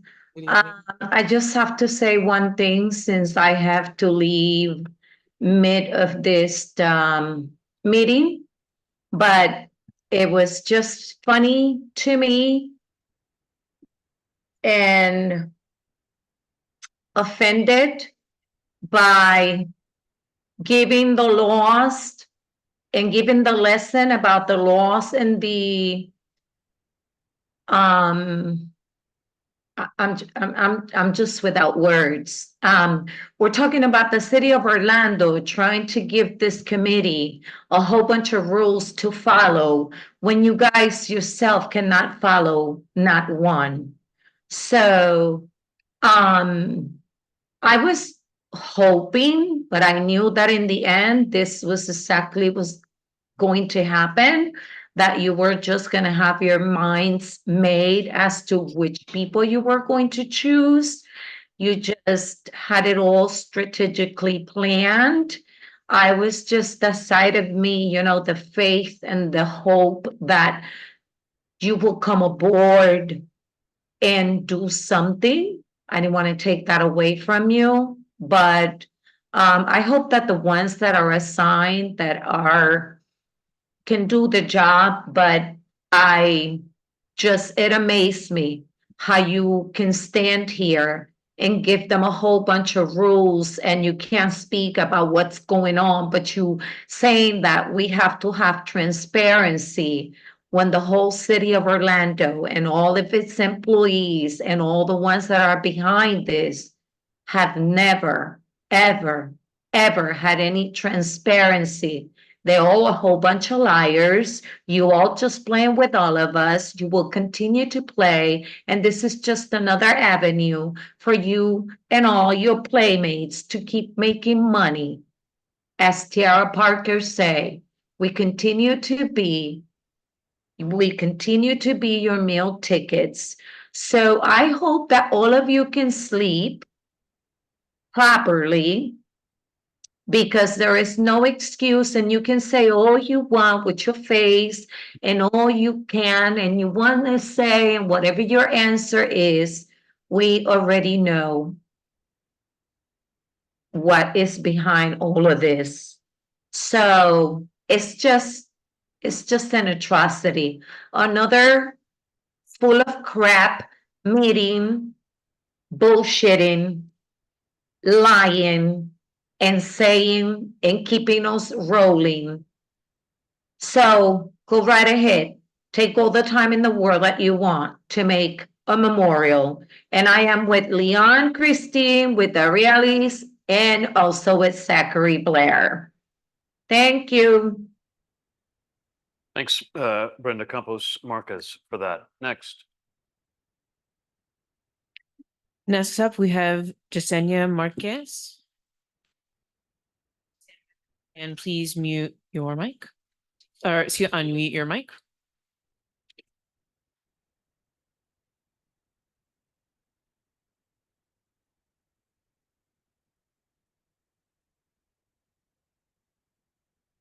I know we had passed over Joshua. Is he still on Zoom? Will we return to Joshua? Yesenia, it looks like your mic is still muted. Can you unmute, please? There we go.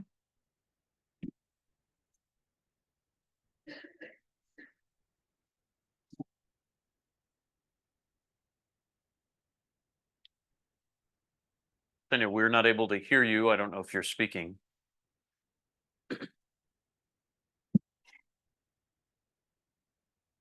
Let's, if we could, Ariana, just check in with either Joshua or whoever's next on the list.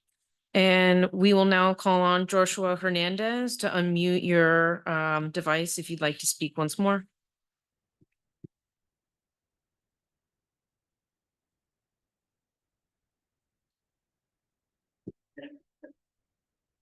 And it looks like you're still muted, Joshua. You can unmute your device. I know it's possible that folks have stepped away. I know they've been waiting a while to speak. So, Ariana, if you can just signal to me if either of them unmute, and I'll. Yesenia Marquez, once more, if you can try to unmute your device. We'll call on you. Going to hear me? Yes, we can hear. Finally. All right. Well, again, like everyone else, I am grateful and thankful for everybody's opinion, respectfully. I do believe that the other parents should have been given an opportunity to at least be there or speak tonight. I do know it's a long process. It shouldn't be any longer than what we've already waited. Unfortunately, too much has already happened. We have waited way too long. Just like Osceola and everybody else that has had their memorials. Just here in Kissimmee recently, the reveal is a prime example why it shouldn't even take us that long. It didn't even happen over here in Kissimmee, and it's happening somewhere else where it didn't even happen. Like, this is ridiculous why we're even in this meeting for 4 straight hours listening to Florida Sunshine State laws of what the committee can and cannot do.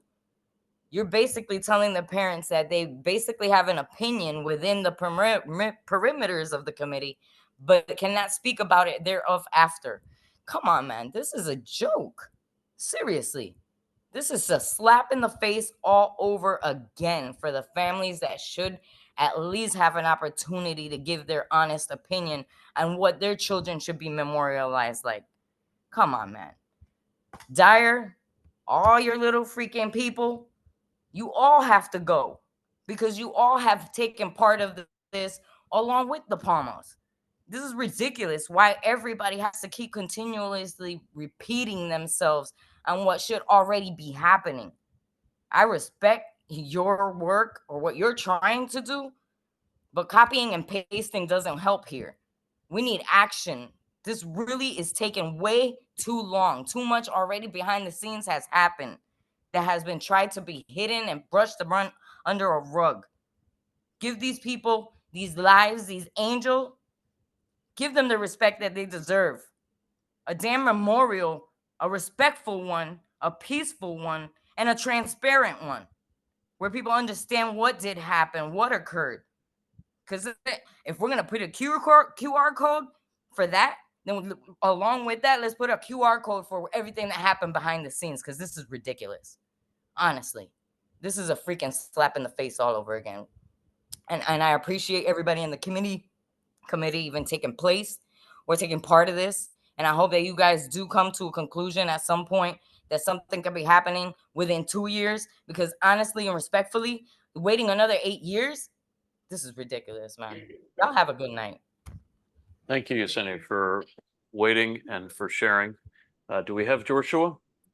Can I say something real quick? I need to just come back to make sure I get to everybody, and then I'll be happy to call on you.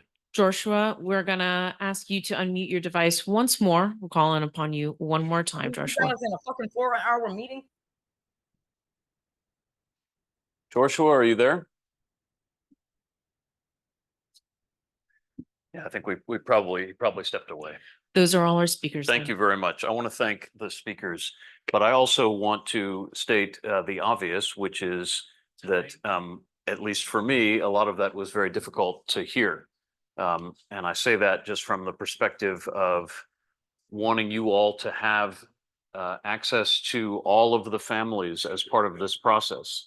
And again, whether the mayor's office is able or chooses to expand the committee, I want to make sure that all family members who are listening know that they can always participate in these meetings, and that there will be events, including tomorrow evening, where mothers and other family members are invited to attend. So I think we'll see what could be done with the committee itself, but that doesn't really change the ability that families have to impact this process. The sun is down here. We've been here a long time. So I want to close with thanks for the work that you did. Tommy, I'm sorry. You No, I just wanted to make it clear to the callers because I know where they're coming from, and I'm sure some survivors here too. If we see anything that is like the prior foundation that was a scam that took all this money and it just disappeared and everything, I don't think any of us would still be here. I'll say on my end, if I see that happening at any point, I am out of the committee. But I'm just going to wait and see how this is gonna pan out.